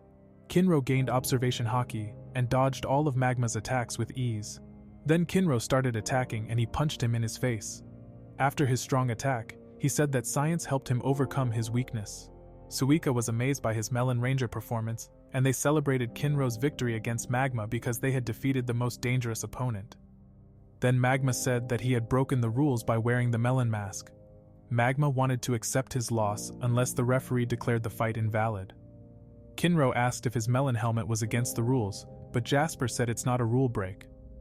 Suddenly Magma appeared behind Kinro, and he hit him on the head with all his might. As a result, Kinro was knocked out, and Magma won the fight because he let his guard down. Kinro apologized, and Senku was still confident of victory. Afterwards, Mantle provoked them, and said that Kohaku will be disqualified because she wanted to go save Suika. Suika was worried, but she couldn't see well without the lenses. Everyone was aware that the situation was serious, and Kohaku found out that Suika was safe. Then the second fight began, and Chrome tried to buy time for Kohaku to return, but she was already on her way back to the village. Magma immediately ordered Mantle to give up the fight, and Chrome won the fight. Afterwards, the third battle began, and Senku was declared the winner because she failed to return in time. Suika couldn't forgive herself that Kohaku was disqualified, but she was happy because Suika was unhurt. Suika apologized, but Kohaku hugged her, and she wasn't angry at her. Afterwards, all the villagers thought that Magma will marry Ruri, and Ruri was disgusted by him. Suddenly, Senku said that Jinro must become a hero, and everyone doubted him. Jinro was sure to win because he drank Senku's special drink. Then Jinro got ready for battle, and he thought that the grass would give him a power-up. As a result, Jinro imagined he had been transformed into a superhero, but in reality he was staggering like a drunk. Senku was confident that Jinro can win. Then Jinro attacked and he got his opponent into trouble with super fast attacks. Then his opponent tried to use the same attack, but he was immediately exhausted while Jinro was bursting with energy. Unfortunately, it didn't correspond to reality, and Jinro was seriously injured by his opponent's attack. Despite everything, he managed to defeat his opponent, and he won the fight. Later, reality caught up with him, and he had stomach problems that made him unable to continue fighting. This left Senku and Chrome to win against Magma so they could save Ruri. Chrome was motivated to win against Magma, and they entrusted him to save Ruri, with whom he had been in love since childhood. Everyone hoped that Chrome would find a way to outsmart Magma, and the battle began. After the fight began, Chrome was immediately knocked to the ground and was tormented by Magma. Everyone wanted Chrome to give up, but he refused because he knew Ruri would die otherwise. Suddenly Jen showed up and noticed Chrome's dire situation. Magma made fun of him and said that he is happy to see Ruri's tears as she begs for his life. But Chrome couldn't accept his defeat and tried to do something with the melon helmet.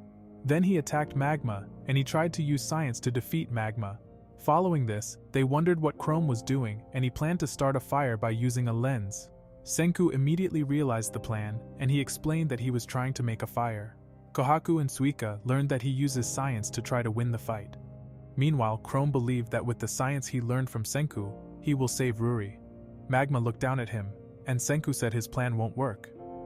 Senku suddenly realized that Chrome had planned to get injured so that his tear could change the concave lens. Afterwards, Senku noticed that Jen appeared in the village watching the fight. He was looking forward to his cola and asked when the fire would start. Then Senku calculated using his MC equals sine square formulas, and he found out that Chrome needs 1 minute to start a fire. Jen wanted to use his mentalist skills to buy Chrome enough time, so he confused Magma and said that he used magic to survive his murder attempt. Magma was confused, and he said that he will put a curse on Magma. Senku supported Jen, and he claimed that his heart would explode if he tried to complain. Afterwards, Magma was scared and Chrome also lied to him. His acting was horrible, but Jen managed to immobilize him for a minute. Meanwhile, Jen knew that Magma fell for his lie, and they waited for the chance for Chrome to win. They knew that Magma had fallen for their trick and that he had no chance of winning. Unfortunately, he noticed that the liquid was shaking. He calmed down, and he did his best to save Ruri. As a result, he managed to start a fire that burned Magma.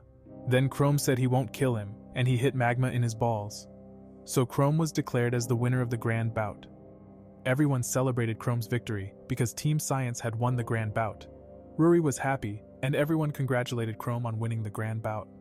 After the fight against Magma, Jen said that he will wait for Senku outside the village. Meanwhile, Ruri was very happy that Chrome won. Jinro said he will give up because they know she is in love with Chrome. She loved Chrome, but she replied that as a priestess she only serves God and would marry any winner. This led to Jinro deciding to win to become her fiancé, and Jasper couldn't believe how stupid Jinro is. Then the second fight started, and Jinro attacked Senku with full force because he wanted to marry Ruri. Kinro and Kohaku were shocked and disgusted by him. He set himself to create a harem with his new power as village chief. No one wanted him as their village chief, and Senku tried to avoid his attacks. Suddenly Chrome used his last strength and he threw him the melon helmet. Senku took advantage of the opportunities, and he planned to defeat Jinro with science. So Senku defeated his opponent, and Kokuyo understood that Senku is really a genius. Senku was declared the winner, and Chrome was happy that they can save Ruri. Later, Senku planned to lose on purpose so that Chrome could marry Ruri. Unfortunately, he was unconscious and they realized that the winner means Senku. As a result, Senku was crowned the winner of the grand bout, and he was chosen as Priestess Ruri's fiancé. Following this, Senku decided to marry Ruri in order to preserve the whole village. Kokuyo didn't want to accept him, but Senku annoyed him and said that he should show more respect to the new village chief. Afterwards, Senku's alcohol was brought to celebrate his wedding, but Ruri collapsed and she spit out blood. Senku planned to return to the Kingdom of Science. The villagers wanted to celebrate with him, but he said he was getting a divorce. He then ran back to the Kingdom of Science to make antibiotics. The villagers were shocked, and Ruri became the first divorced priestess ever. Meanwhile, Kokuyo was angry, but Kinro told him that Senku is a good person. Later, we see Kaseki building a new invention. Jen was forced to help him with the work and he couldn't refuse. Afterwards, they went to the lab, and Senku woke up Chrome with the smell of ammonia. Chrome woke up and they immediately started making medicine for Ruri. Chrome noticed that they were out of charcoal. Senku explained that he had nothing to worry about, and he collected the burned coal. So he mixed vinegar and alcohol together, and Chrome learned that they have a lot of tasks ahead of them until tomorrow. Then Team Science started working to produce antibiotics, and they worked through the night. The following morning, Jen poured water into a glass, and he realized that Senku was making carbonated water. He remembered that Senku planned to make him cola and was excited. When he arrived at the lab, he found Senku and Chrome passed out on the floor. He explained that he added too many chemicals, and it caused an explosion. However, Senku planned to use carbonated water, and Jen hoped that his cola would be made. He was wrong, and Senku completed his plan to make medicine for Ruri. At that moment, everyone gathered together and they remembered the hard work and fun times together. As a result, he was able to successfully create antibiotics in the Stone Age world, and they all celebrated this successful project. Senku said that it's not time for Kohaku to cry yet, and she should wait until Ruri is rescued. Following Senku was on his way to the village, and Jen couldn't believe to see Senku's bottle of Coke. He smiled, and he was happy to drink his beloved cola after a long time. In the meantime, Senku entered the village, and he showed Ruri the medicine he had made. Ruri trusted Senku, and she was willing to take Senku's medicine. She was then given antibiotics, and Senku examined Ruri's body. All the villagers wondered what he was doing, and he tried to hear her breathing. That evening, Senku planned to do an experiment with a mouse, and Jen was confused. He replied that he will do some researches, and he suspected Ruri was infected with a bacterial infection. Afterwards, he said that Ruri may not be cured if she has pulmonary tuberculosis. Suddenly, Suika reported to them that Ruri was in pain, and Kokuyo was worried about his daughter. When they arrived at the hut, Senku behaved strangely, and Kokuyo wanted to kill Senku. The reason for his behavior was that he realized that Ruri can be cured, found out that Ruri's illness can be defeated with medicine, and said that they won. Followed, he suggested that Ruri should take more antibiotics. Kohaku convinced her father that he should believe Senku and that he is not an enemy. Everyone showed that they trust Senku, and Kokuyo tried to believe in him. A few days later, Senku was impressed that Ruri could live until 18, and he knew that Kohaku was the reason for this. Because she brought her big sister hot spring water every day, which protected Ruri. Everyone was happy that Ruri was healthy again after all this time, and she told her father a secret about Senku. Then, Ruri was happy that she could run again after a long time. In the afternoon, Senku was officially named Chief of Ishigami Village. He couldn't believe it, and Ruri said that she had known his last name for a long time. Following this, Senku thanked her for the information and said that everything now makes sense to him. Senku said that he probably came up in the priestess mythology, and Ruri confirmed his statement. Chrome and Kohaku were confused, but they remembered the 100 Tales. At that moment, she remembered her mother telling her that there was a story. The previous priestess told her that one of the tales is a true story. She said the title was Ishigami Senku. The story of Senku started in a night when Senku asked himself questions about the moon. His father noticed early on that he was interested in science. Byakuya teased him a little bit, and he gave his son some advice. In that night, Senku learned that his father failed the astronaut exam again, and after the conversation, he had a new goal. The following day, he decided to fly into space. Since then, he has been experimenting diligently to one day fly into space. A few months later, Byakuya was chosen as a candidate to go to space. In the meantime, Senku planned many experiments and stole a doll from the school. He experimented with his friend Taiju, and they learned a lot. The reason for this was that he wanted to help his father learn to swim. Unfortunately, his experiment failed, and his father felt pain from powerful electric shock waves. Byakuya understood Senku's message and he smiled underwater. As a result, Byakuya learned to swim, and in his interview he said that he only made it this far because Senku believed in him. The interviewers were convinced of him, and Byakuya wanted to become an astronaut at all costs because he wanted to give something back to his son. 5 years later, the crew members boarded the spaceship. Suddenly, Byakuya stole the microphone and told him that he will bring him many science souvenirs. Then the launch into space began and the story of Senku Ishigami ended. After that, Senku told everyone that the founder of the village was his father. Following this, we learn about the story of Byakuya, who was in space. The rocket docked with the International Space Station. When Byakuya arrived at the space station, Jacob greeted him and introduced himself. Byakuya was grateful to meet them, and he introduced his friend Jamil. Suddenly, Lily caused problems and she introduced herself as a famous celebrity. Jacob was scared of her, but Byakuya started to laugh at her performance. So her prank was ruined because Byakuya found her bad acting too funny. Lily apologized and said it was just a prank. Dahlia was happy that she was just joking, and she said that she and her husband are doctors. They then got to know each other and Connie showed up. She was a huge fan of Lily. Connie asked if she could get an autograph from popular singer Lily. However, Byakuya teased Lily and suggested that they will play her songs every day. In the following days, Lily held a live concert in space. The whole world heard her voice, and people enjoyed her song. She was on every screen and had many fans who admired her. Everyone on Earth knew her, and many fans were always happy to hear her beautiful voice. Then she ended the live stream and she asked if the two boys wanted to call their families. Byakuya said that his son was probably researching things right now. Following this, we see Senku, who saw the petrified birds on the whole world. He researched it and found what was happening in the world hilarious. In that night, Lily couldn't sleep and she apologized for waking up Byakuyan. He teased her a bit and he shot his load. Then she said that she had liked music since she was a child. One day, her Walkman was destroyed and she started singing herself. Suddenly she noticed that Byakuya had fallen asleep and he said sorry to her. Then Byakuya looked at the earth and he asked her if she could sing a song to Senku someday. A few days later, we see Byakuya and he was playing with miso soup in space. Later, he planned to let Jamil taste Japanese dishes and he was shocked to learn that he drank the same thing every day.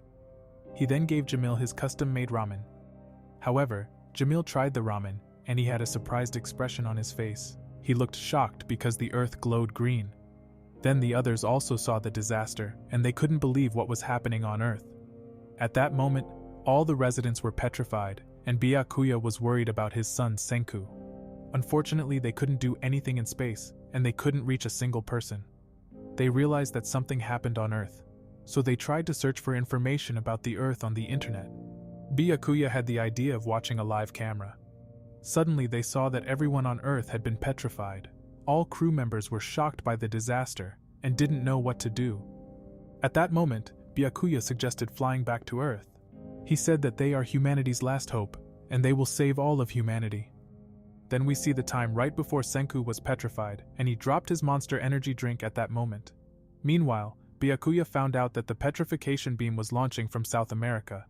He planned to save his son and humanity at any cost.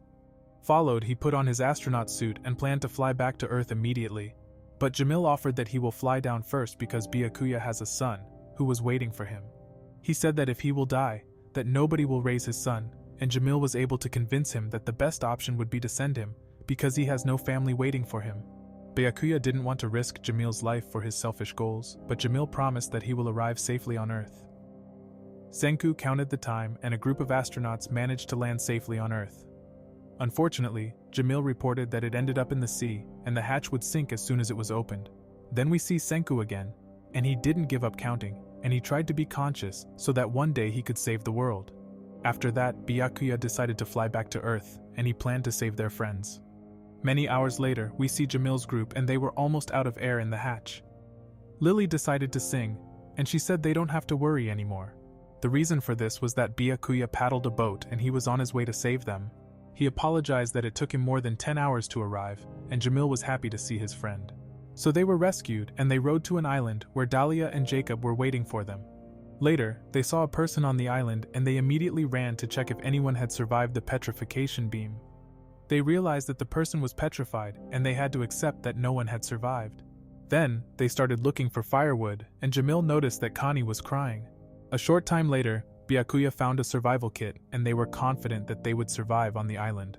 Suddenly, Connie said that she had lived on a farm and that she was able to find food. They relied on Connie and Jamil decided to accompany Connie into the forest. Since that day, 3 years passed and Dahlia looked at the sea with her children's. Then we see Connie and Jamil's wedding. They celebrated their wedding and everyone congratulated the two on their marriage. Jamil said that they have more important things to do than celebrate his wedding. Suddenly, Lily offered to sing a song to celebrate her friend's wedding. They enjoyed their time together and listened to Lily's song. She remembered the time when she learned about music and realized her passion for singing. She then started crying and ran away. Lily told Byakuya that she felt sad at the thought that the music would one day be forgotten. So Byakuya cheered her up, and he said that his son Senku will definitely save humanity. Also, he said that he is not blood-related with Senku, but he was sure that Senku is 10 billion times smarter than himself. Then he promised Lily that Senku will save humanity, and they must do their best to support Senku in the future. Back in the present, they learned that they were all descended from the 6 surviving people. Kohaku thought that they are all related to Senku, and he said that he is not blood-related to Byakuya. Then they were invited to the festival, and they celebrated together that Senku became the new village chief. Everyone had a great time, and Kohaku was happy that their village had become so lively since Senku's appearance. Suddenly Kinro appeared, and he forced Jinro to guard the bridge to the village with him. Then we see Senku, and he was walking with Ruri, and she was telling him about the end of his father's story. Following this, we see that Connie suffered from a serious illness. Dahlia planned to sail with her husband to the main island to find medicine. Unfortunately, they never returned, and Connie died from her illness. Jamil was saddened by the death, and he could not believe that his beloved wife had died. A few months passed, and Jamil was also affected by the same illness. At the last moment before his death, he said that he had a lot of fun with them. He also thanked Byakuya and said that he never imagined having children and a wife back then. He was happy to have met Byakuya in his life, and he thanked him for the great time they had together. In the evening, Jamil passed away, and Byakuya looked at the stars that were shining brightly. A few weeks later, he thought of imparting wisdom to their descendants, and he called it the 100 Tales. Byakuya believed that one day a story about minerals will lead a person to collect stones. This is how Senku learned about Byakuya's plan, and Senku smiled that Chrome became that person. Afterwards, they arrived at the grave of all ancestors, and Senku was amazed by his father's work. Before Byakuya died, he had delivered a message in the final story of the 100 Tales. His words were to Senku that he was fine, and that he had fun in life despite the disaster. Additionally, he told Senku that he believes in him and he knows that Senku will save humanity. Byakuya's last words were very emotional, and Senku could feel Byakuya's words in his heart. Before he went back to the feast, he wanted to take a look around his father's grave. He smiled, and Senku was touched by his beloved father. As a result, Senku looked forward, and he was motivated to save humanity. Later, Gen said he had another message, and Senku asked what was happening in the Tsukasa Empire. He told Senku that Tsukasa and his army were coming, and Senku was ready to fight against him with the power of science. However, Gen reported to them that Tsukasa planned to attack the village because he was trying to avoid Senku's victory if he were still alive. Then we see Jinro, who was jealous because he wasn't allowed to celebrate with the other villagers. Kinro realized that an enemy had appeared and asked Jinro to call for help. Jinro was shocked by the enemies, and Kinro ordered his little brother to destroy the bridge if he was killed.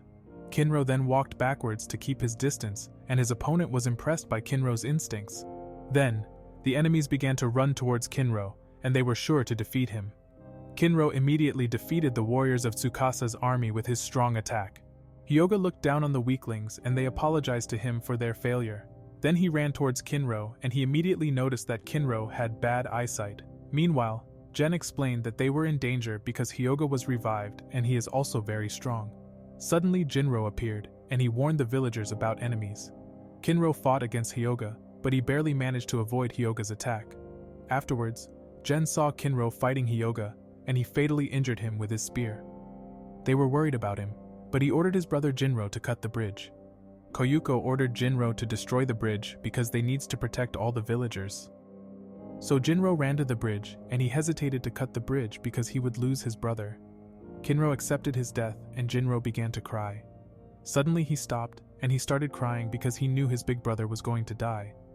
Senku decided to save Kinro with the help of science, and he put the last gunpowder he had into a jar. Gen understood Senku's plan, and he asked Magma to throw a stone at the enemy. Unfortunately, Magma refused to help him, but Gen convinced him with his mentalist skills. Following this, Senku began to light the gunpowder and Magma threw the stone. Gen supported them, and he tried to convince the Tsukasa army to retreat. They retreated because they thought Senku had a gun, and Hyoga was amazed by him. He knew that Tsukasa would be happy, and Senku said that he had already made thousands of rifles. As a result, they managed to save Kinro, and Senku gave him medicine to make him healthy. The next morning, Kinro feared that the enemies would return, and Senku replied that he can rest because the Tsukasa army will not show up until a storm. Then we see the warriors of the Tsukasa army, and Senku was sure that Gen will convince them to wait for a storm. But Hyoga decided against the option of waiting for a storm. The reason for this was because he knew how dangerous Senku was. Unfortunately, he could not convince the peasants of the Tsukasa army to return, and he did not stop their plan to fight against Senku. After that, Senku made Kinro a pair of glasses, and he liked them. Suika also received a new helmet and she was happy about it. Then we see Kohaku and she was still worried about Hyoga, but Senku was planning something. Kaseki liked his plan and started implementing his project with his team. A few days later, Kohaku feared that a storm was coming soon. The Tsukasa army were happy that their chance came to attack Senku, and they went to the village. Then we see Senku, and he was aware that the enemies will attack soon. Suddenly the enemies appeared and he lured them into his trap. However, his friends appeared, and they attacked the enemies with katana swords. Senku knew that with the blade of science they could defeat the enemies with ease, and Hyoga was impressed by the power of the science's kingdom. As a result, Team Senku overwhelmed the opponents, and they destroyed the opponents' weapons. Senku remembered the days when he heated the metal, and Kanseki forged the swords. While forging the swords, Senku explained that they can create powerful weapons in a short time. Kaseki had a lot of fun forging the blades, and he understood how dangerous the katanas would be. This is how Senku managed to produce the strongest blades in the stone world. Back in the present, the Tsukasa army was frightened and Hyoga looked down on the weaklings. He was sure that his Kudayari is stronger, and he attacked Magma. Suddenly, almost all of Team Senku's warriors were attacked, and Kohaku realized that Hyoga is a different league. Meanwhile, Gen told Hyoga about the strongest fighter in Senku's army, and Kinro understood that he secretly told them that the 3 people mentioned should be careful. But Magma didn't listen to Kohaku's orders, and he charged towards the opponents. Kohaku had no choice, and she planned an attack with Kinro. Unfortunately, Hyoga managed to react to Kohaku's attack, and she couldn't see through his spear attack. Just before Kohaku was stabbed, the tip of his spear disintegrated and everyone was confused. He remembered Gen touching his spear a few days earlier. So Gen was accused of being a traitor, and he was aware from the start that he would be caught. Meanwhile, Suika remembered when she received a mission to deliver a knife to Gen a few days earlier. Senku relies on Detective Suika to be able to find the traces Gen left behind. Following this, Suika found flowers, and she was able to find Gen's location. Gen received the knife, and he couldn't believe it when he saw the gift.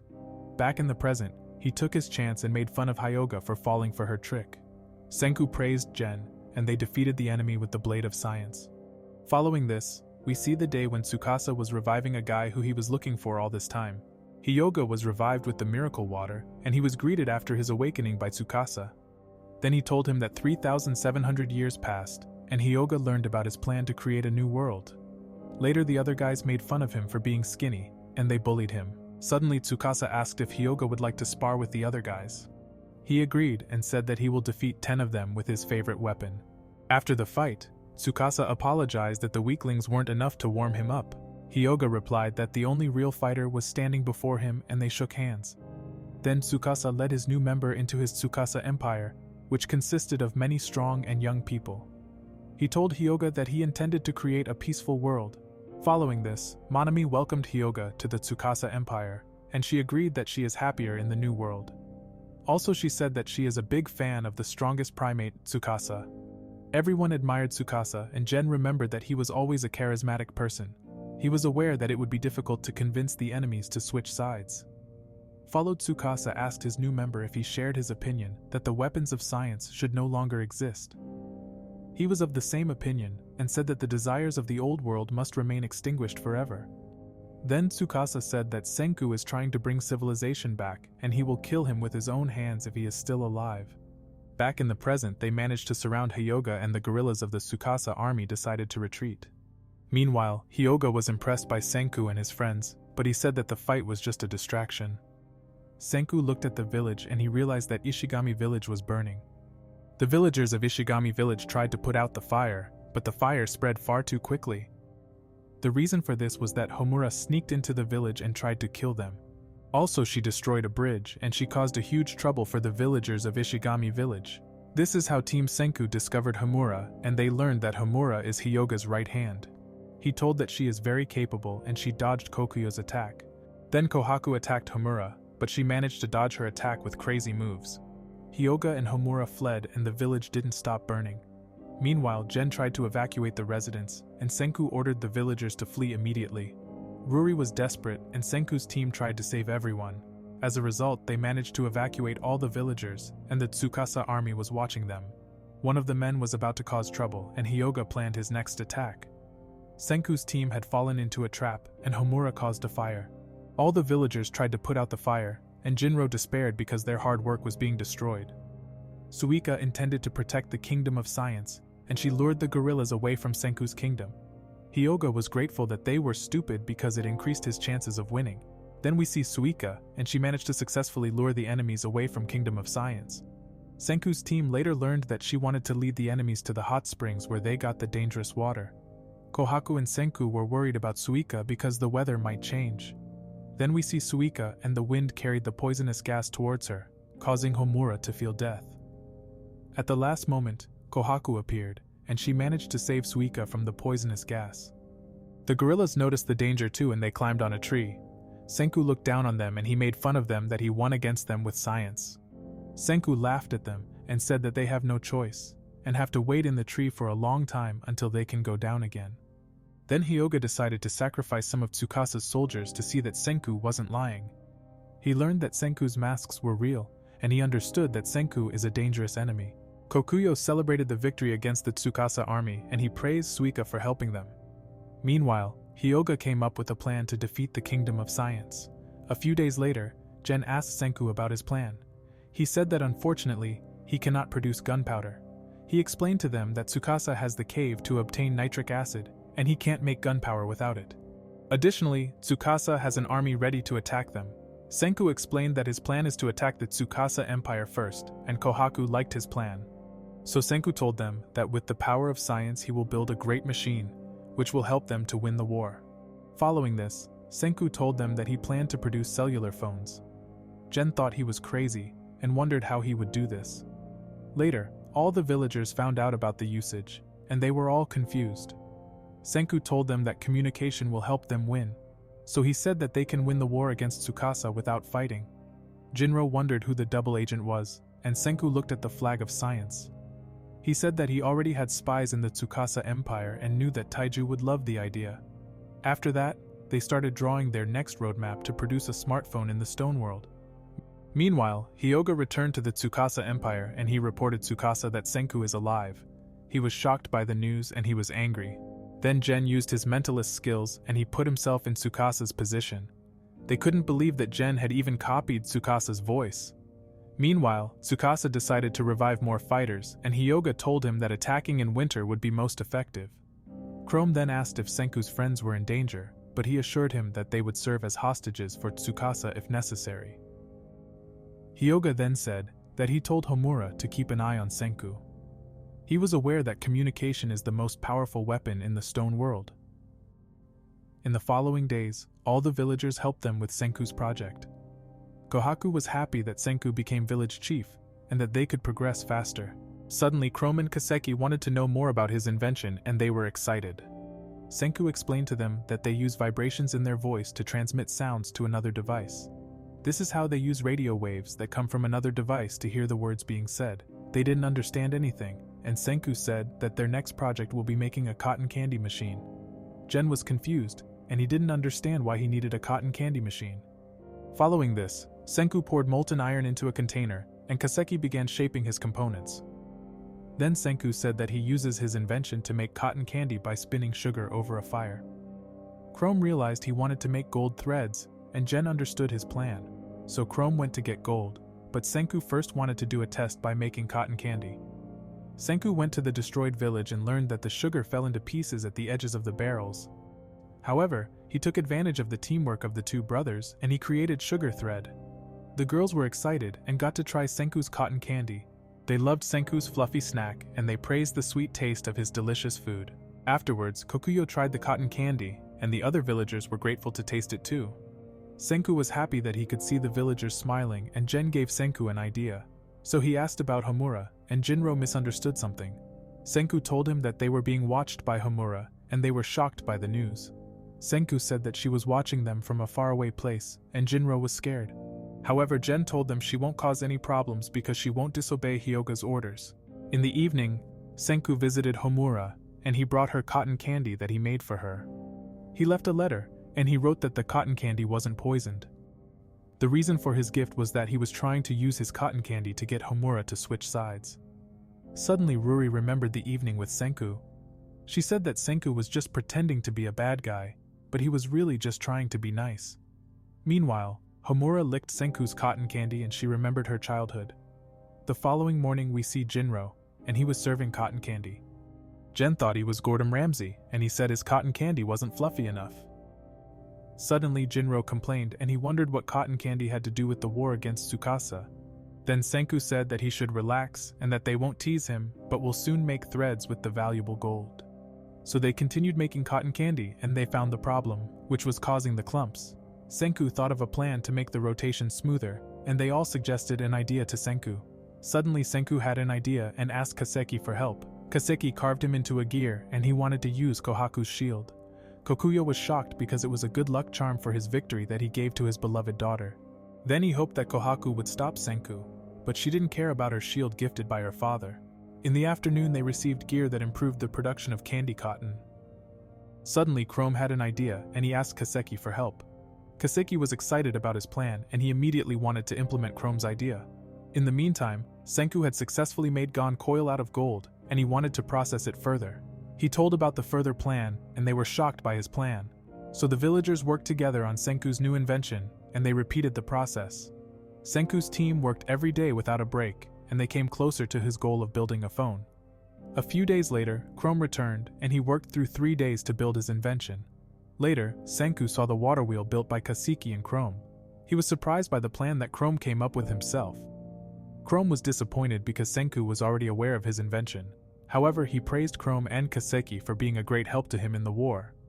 Senku immediately planned to use the water wheel and he incorporated it into a new invention. As a result, Senku received a hydroelectric power plant. He showed the miracle that they created together and they were all amazed by the power station. Following this, his friends asked what he had built, and Senku explained that they would use the new generator to generate electricity.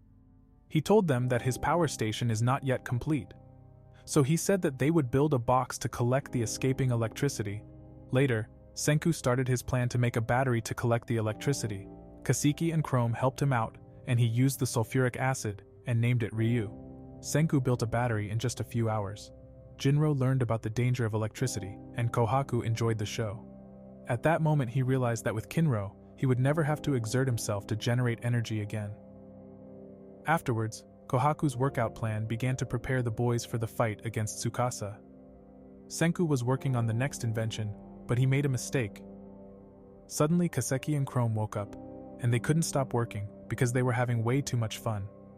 So they started helping Senku, and they managed to build a new machine. As a result, they received an air-blowing machine at level 3. Later, Kokuyo learned about an option to preserve food for the winter. He was impressed and excited to learn new things. Then Senku started his attempt to build a light bulb, but his attempt failed many times. Meanwhile, Kaseki said that despite all the hard work, he is having a lot of fun and enjoying his time building things with him.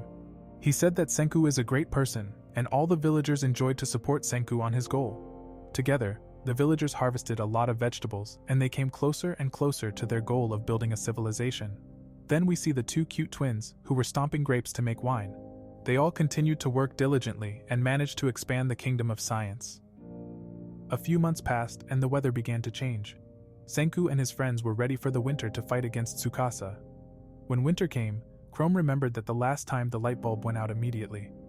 Following this, he explained the process to build a light bulb in an environmentally friendly way. As a result, they managed to build a light bulb that didn't go out immediately. At night, all the villagers were gathered by Kohaku, and Senku said that the time would come soon. Suddenly it started snowing and Kaseki replied that they are ready to go. At the right moment, Senku turned on the lights, and he created a beautiful Christmas tree that marked the beginning of the Christmas season. Senku said that today is Christmas. In addition, Santa Claus from another Isekai anime appeared, who was reincarnated into the Stone Age world. In the mornings that followed, Chrome realized that they could enter the caves without getting lost. Chrome was motivated to find more rare stones, and he wanted to help Senku with his project to build a cell phone. Senku understood that Chrome wanted to explore the cave and he asked him to return before the new year. Afterwards, Senku planned to invent the next level of the light bulb, and he told Kaseki about his plan. Senku explained to them that they will serve as the heart of a cell phone, and they realized that they made a mistake. As a result, the light bulb broke and Senku came up with a plan to solve the problem. He developed an idea and worked with his team into the night. A few days later, Chrome returned with a piece of copper and Senku confiscated a collected stone. He then started to build a solution to his problem, but his attempt failed. The reason for this was that a bamboo filament burned out and they tried further attempts. In the evening, Senku was depressed, but Kohaku tried to cheer him up. Unfortunately, Senku didn't have a plan to solve the problem. All the villagers wanted to help Senku, and they hoped that they would find a solution in Chrome's stone collection. Meanwhile, Jinro learned that he was holding raccoon poop, and Senku became even more depressed. Suika wanted to cheer Senku up and she tried to find a rare rock. Meanwhile, Senku couldn't sleep because his project to build a cell phone had failed. Suddenly Jen appeared in front of him and said that it was New Year. All the villagers gathered to watch the sunrise together. Then Jen said that he doesn't even know how old he is anymore, but Senku knew his exact age. Shortly afterwards they arrived at the highest point of the mountain. Senku realized that the stone of Suika was glowing and he knew that it was a gift from Santa Claus. Suika found a gemstone, and Senku explained to her that it is skilite. In addition, he said that the stone reacts to the rising of sunlight. He knew it was the solution to their problem, and he said they could build a cell phone using the most heat-resistant rock in the universe. In the afternoon, Senku began building a team so they could find more of the valuable gemstone. Senku looked at his friend's strengths. As a result, Magma was chosen and he planned to go on a dungeon expedition. Senku's friends were worried about his decision, but all he thought about was building his cell phone. Chrome understood that they needed more of the rare gemstones and Magma planned to kill the both scientists. Before they went into the cave, he whispered something in Magma's ear and they said goodbye. Suddenly Jen started smiling because Senku had left the village. A few hours later they arrived at the cave where Chrome always looked for his rocks. Chrome didn't trust Magma and he wanted to know the reason behind Senku's decision. Then Senku replied that they have no other choice and they urgently need the power of Magma to obtain the rare rock. Suddenly Chrome said that Magma might be planning to kill them, but Senku wanted to take the risk. Afterwards, Senku warned his team and he explained about the danger of friable rocks. Magma asked Senku if they would die if they fell into the holes. Following this, Senku made a wrong step, but Magma sacrificed his life to save him. Magma fell into the hole, but Senku reached his hand. So Chrome thought that Magma was trying to push them into the hole, and Magma played the bad guy to get Senku to let go of his hand. Unfortunately, Senku didn't give up on saving him, and the ground started to crumble. As a result, the two fell into the hole, and Chrome failed to save them. A short time later, Senku tried to find a solution to get out of the hole, and Magma was annoyed with him. Senku replied that it's better than doing nothing, and Chrome poured water on his head. The reason for this was that Chrome planned to pour water down the hole so they could swim out. Senku laughed, and he didn't think the idea was bad. He calculated the depth of the hole and came up with a complicated scientific formula. Chrome replied that they can count on him, and Magma threw him a water pump. Then Senku talked to Magma, and he explained to him that all people are important to a civilization. In addition, he said that for this reason they need smart people as well as strong people with a lot of physical strength. Suddenly Senku began to show him the true power of science. Magma remembered the amazing and interesting things created by science. In the meantime, Chrome was having trouble filling the hole with enough water. The water flowed slowly into the hole, and Senku no longer had the strength to endure the cold. However, Magma offered to let Senku stand on his shoulder. He said that he would accept him as his boss until they defeated Tsukasa. He then threw Senku out of the hole with all his strength, and Chrome was shocked that Magma accepted him. Afterwards, they both got out of the hole and talked about the worst-case scenario. Senku said that the worst-case scenario would be that they would have to warm themselves up with their body heat like vegans. They were all happy not to be vegan, and we learned that the boys were all into girls. After a nap, Senku made a flashlight and they continued their dungeon exploration. Later Senku smiled and he said that they have come to the right place. He discovered a skarn deposit and explained that they had found treasure. Senku explained to him how the different colors of the rock came about. He also said that without Magma, they would never have discovered the rare place.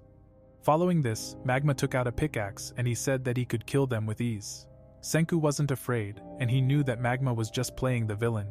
However, he explained to Chrome that Magma had been trying to protect them the whole time and he never intended to kill them. At that moment, Chrome understood that he was wrong and apologized to Magma. Then they started to play Minecraft, and they acquired the most heat-resistant rock in the universe. After getting the rare rock, Chrome said that they found something more important than a treasure in the dungeon, and that would be the true value of friendship. Senku and Magma were disgusted by his words, and they began to dig up the treasure. Before they returned, Magma remembered Jen's words about bringing Senku back after 3 days.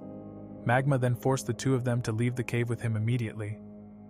In the evening they almost arrived at the village and Magma blindfolded Senku. Jen and Kohaku were waiting for him because they had a surprise for him. Kohaku said that they all worked with Jen, and he thought that his friends planned to betray him. Jen replied that he has no idea what he's talking about, and he said that Kohaku can take the blindfold off. Following this, he realized that his friends had built him an observatory with a telescope. At that moment he remembered the gift from his father. Suddenly Kohaku said that Senku's special day has come. He learned that all the villagers and his friends were planning to celebrate his birthday with him. Then we find out that Jen had suggested building a surprise for Senku's birthday 3 days ago. All the villagers heard Jen's great plan and they offered to help them. As a result, everyone worked to build Senku a laboratory. Meanwhile, Jinro teased him, and he told Senku that he should be happy to have such great friends. Senku was grateful about his birthday gift, but he wondered how they knew his birthday date. Then he remembered when he had told Jen his birth date a few days ago. Jen replied that he discovered his tree where he had carved the date of his revival. So Senku found out about Jen's story, and he learned that Jen had decided to support him before they even met. He knew that Senku wasn't an emotional person, and he was right. A short time later, Suika was allowed to test the telescope, and she was amazed to see animals from far away. In the meantime, Senku and his friends noticed that the rare stones from the cave shone like diamonds in the sky. Kokuyo thought that they were using gemstones to make weapons, and they were shocked at how stupid he was. Then Jen explained to him that they are using it to build cell phones, and Senku said that they have body parts to build it now. Senku planned to use the collected tungsten in the vacuum tubes, and he knew that they had found a truly valuable treasure. Magma learned that Senku needed the inside of the stone, and he began destroying the stones. Kokuyo was surprised to see Magma volunteering to help, and he asked if something happened in the cave. The reason for this was that Senku and Magma became friends in the cave. In the following morning, Senku explained that they would begin heating the tungsten toothpaste. Then Chrome learned that they can't heat tungsten toothpaste in glass. Senku explained to them that they will split up and one person will have to make a pinpoint heating machine. Suddenly Chrome realized that he was being entrusted with the important task. Chrome was happy, and he said that with science he will succeed in his task. Kaseki was jealous of their great friendship and he told them about his past. They learned that he loved building new things, so he said that he would also like to have a maker buddy. Suddenly Chrome said that he is wrong, and he and Senku are his maker buddies. Kaseki thought he was too old, and Chrome replied that his age didn't matter. At that moment he remembered the wonderful time he had spent with the two boys. He realized that they were both right, and he was grateful for their words. As a result, he transformed into Muten Roshi, and he started working on the new project. Meanwhile, Jen was forced to assist Senku and he didn't understand a single word of his orders. Soon after, Chrome created a giant lens and they all trusted Chrome's idea. Kaseki wondered if the heat was enough and they started the test. Following this, they conducted a test, but they noticed that the lens did nothing. Chrome tried a new idea, and he used all his knowledge of science to solve the problem. Then his plan started working, and he was punished for calling Kohaku a gorilla. The following morning, Senku finished making tungsten toothpaste and he was shocked after seeing Chrome's build machine. Chrome said that he used all his knowledge and Senku was proud of his student. Then Senku said that with the power of science, they will change the world. Senku and his friends started working. As a result, they received the most heat-resistant metal in the universe, which is also called tungsten filament.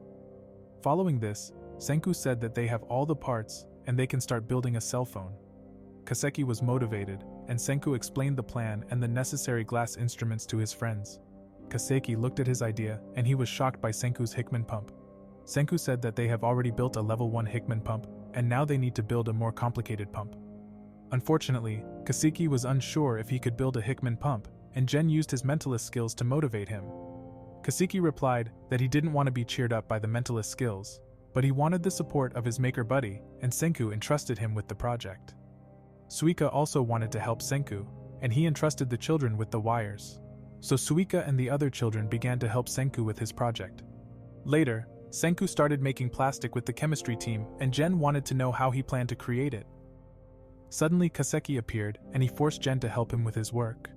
Senku started making plastic and Chrome didn't understand the work process.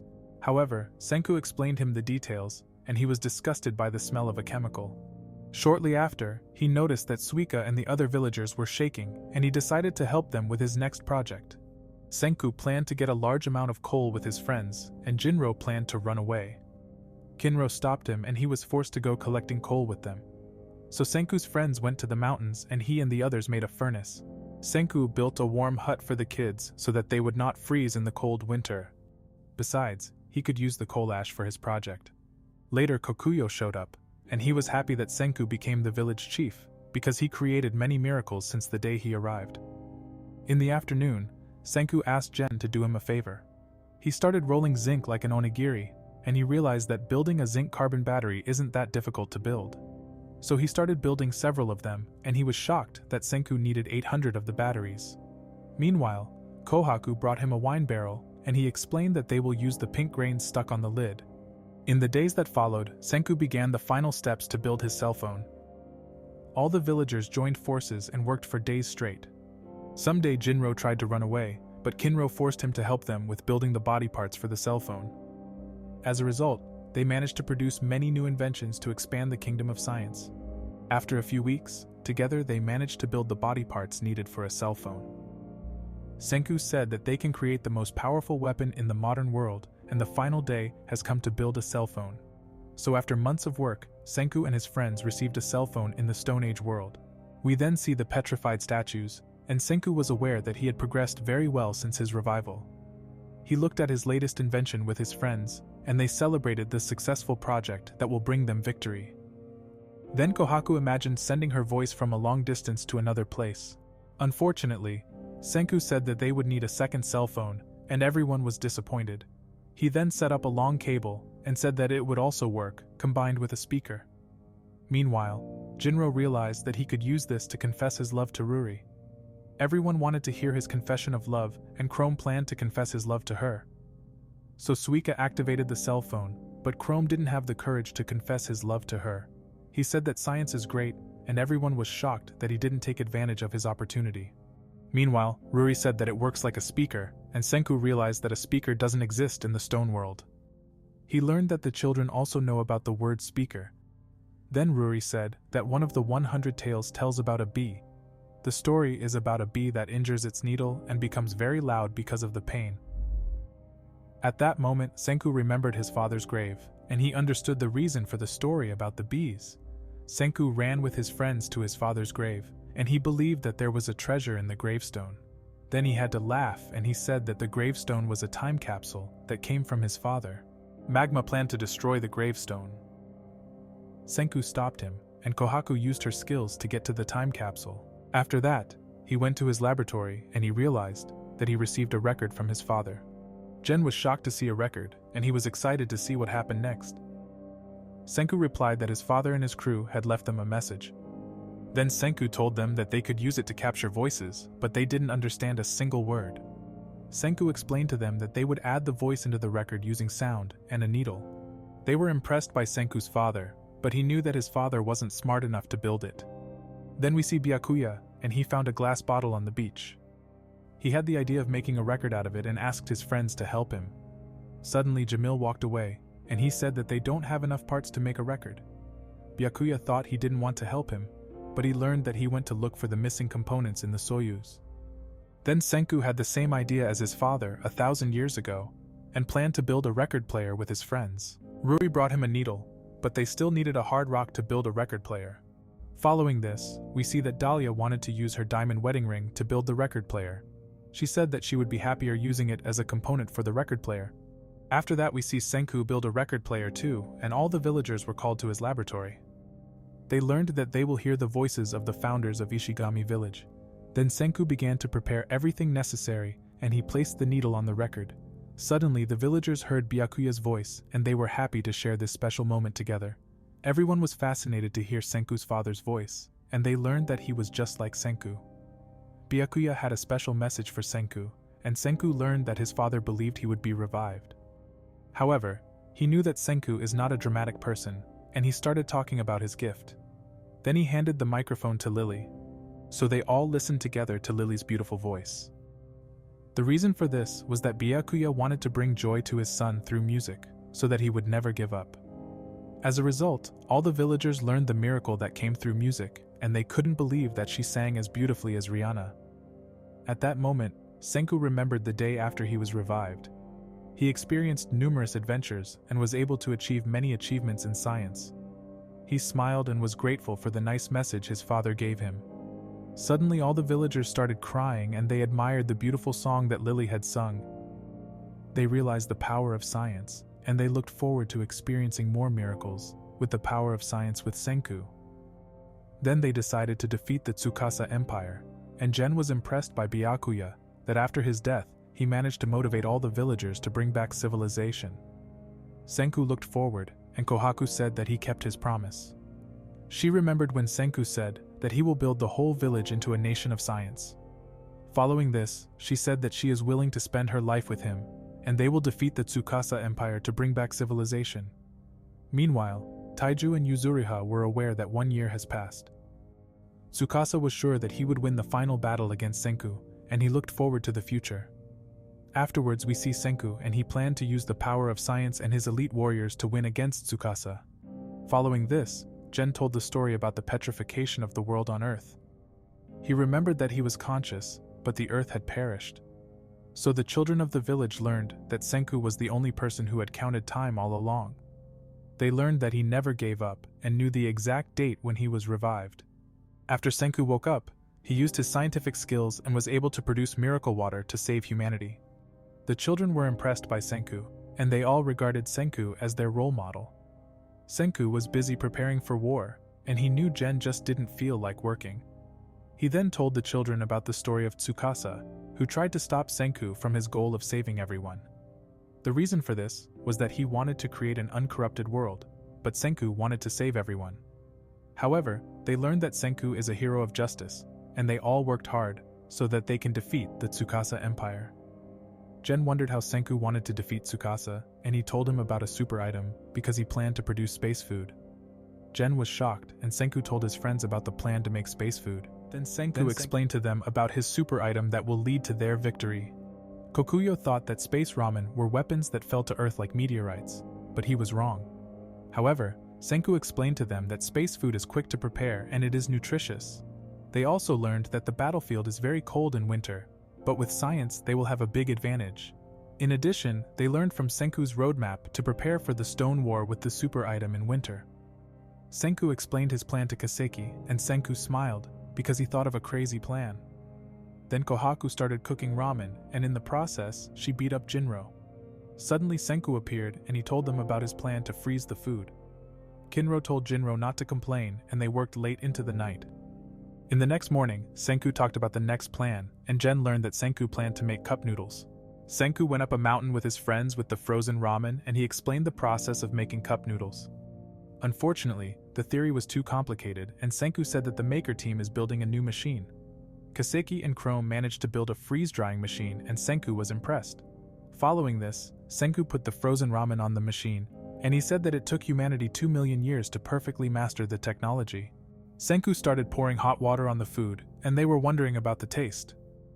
Chrome started a taste check, and he was shocked that it was yummy. The villagers also wanted to eat cup noodles, and Senku remembered the day when his father decided to make space ramen.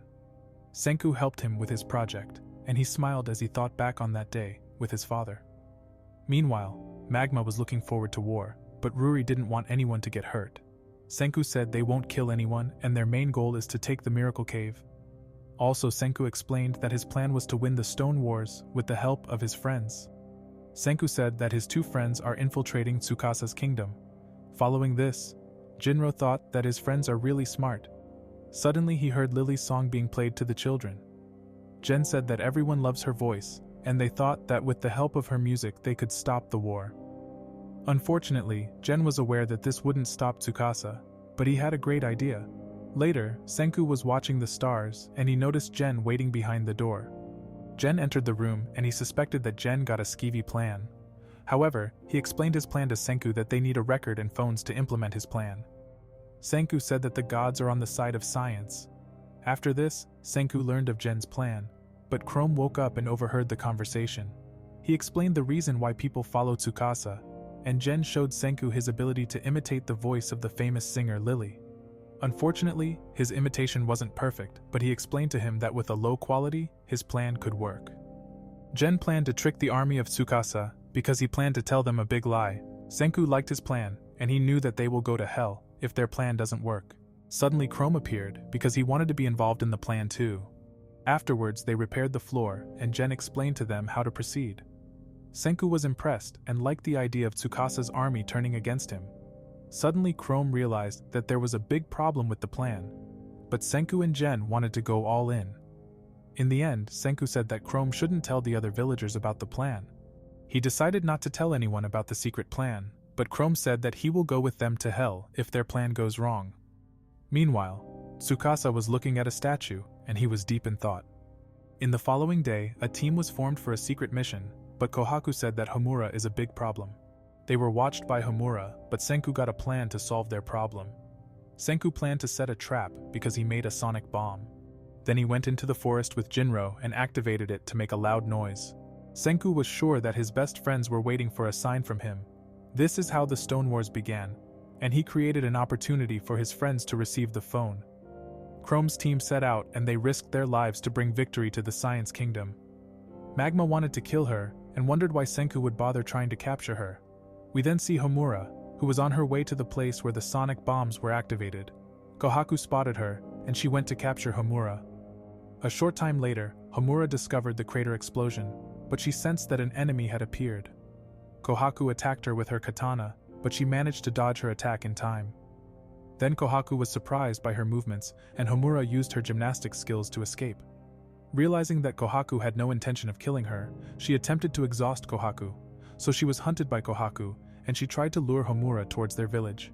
Suika told the villagers that they were on their way to the village and Senku showed up. He threw an invention at her and he managed to blind her. Using his science skills, Senku was able to lure Homura into his trap. As a result, Senku got the chance to capture Homura, and she needed a plan to escape. At that moment, she thought that she lost, but she remembered that Senku is a weakling. Then Homura jumped over all of Ishigami's villagers, and she was able to escape with her gymnastic skills. Additionally, they learned that Homura had memorized all of her enemies' names. She discovered that 3 people were missing, and she found out that they were planning to go to the Tsukasa Empire. After that, she tried to stop Senku's plan, and Jinro was shocked about it. In the meantime, Kohaku tried to track down Homura. Suddenly, Senku built a machine to find her footprints even in the snow. He explained to his friends that he put some white powder on her clothes. As a result, they were able to find Homura using ultraviolet light. Senku then explained that he came up with the idea while collecting stones with chrome and magma. Kohaku managed to see her tracks using the science tool, but she was aware that she would not be able to catch Homura. She asked Senku if she would be given permission to kill her if necessary. Suddenly, Senku asked if she had ever killed a person. She replied that she has never killed anyone. Following this, Senku said that everything is going according to plan and they can solve the problem peacefully. The reason for this was that Chrome was supposed to build a phone on the way. Senku knew that Homura was watching them, and with the help of his friends, he was able to locate Homura's exact location. In the following mornings, Homura noticed that Senku had used a powder on her. Kohaku lost track of Homura, but Senku said that Gen was sending them messages on the phone. The function of the phone was explained to Kohaku and Kinro, but they didn't understand it. Gen sent Senku Morse code to tell them the exact location of his group. Because of this, they were able to perfectly determine Homura's whereabouts. Suddenly, Homura realized that Gen had built a telephone in the stone world. Chrome set up an antenna because her plan was to lure Homura into a trap. She fell for the bait and climbed the tree. Then Kinro felled the tree with magma, and Homura thought that she will die. At the last moment, Kohaku appeared, and she managed to capture Homura without killing her. As a result, the Science Kingdom won, and Kohaku wished Team B good luck. In the following days, Gen and Chrome traveled to the Tsukasa Empire to deliver the phone. When they arrived, Gen said that Chrome needed to be quiet or they would die. Suddenly, Chrome discovered the many statues that Tsukasa planned to revive. They learned that Tsukasa had revived 32 people so far, and Magma planned to destroy the statue. Meanwhile, Gen and Chrome were scared that Magma could kill people without a conscience. And Magma was launching an attack, but Gen couldn't let him kill an innocent guy. Chrome shared the same opinion, and he wanted to win the war against Tsukasa without spilling any blood. So they decided to complete their mission and went off to find Senku's grave. A short time later they found Senku's grave, and Gen said that they needs to hurry with their plan. Meanwhile, Senku remembered his promise to Taiju and Yuzihira. He was 100% sure that his friends would find the phone that he invented. In the night, Gen tried to hide the phone in the ground, and he learned that magma is stupid. Suddenly they found a rock and magma caused a loud noise. They immediately buried the phone and hid behind a rock. Suddenly they were shot by Ukyo, and he was sure there was a noise coming from that direction. In the morning, Suika was worried, but Senku believed in Gen's abilities.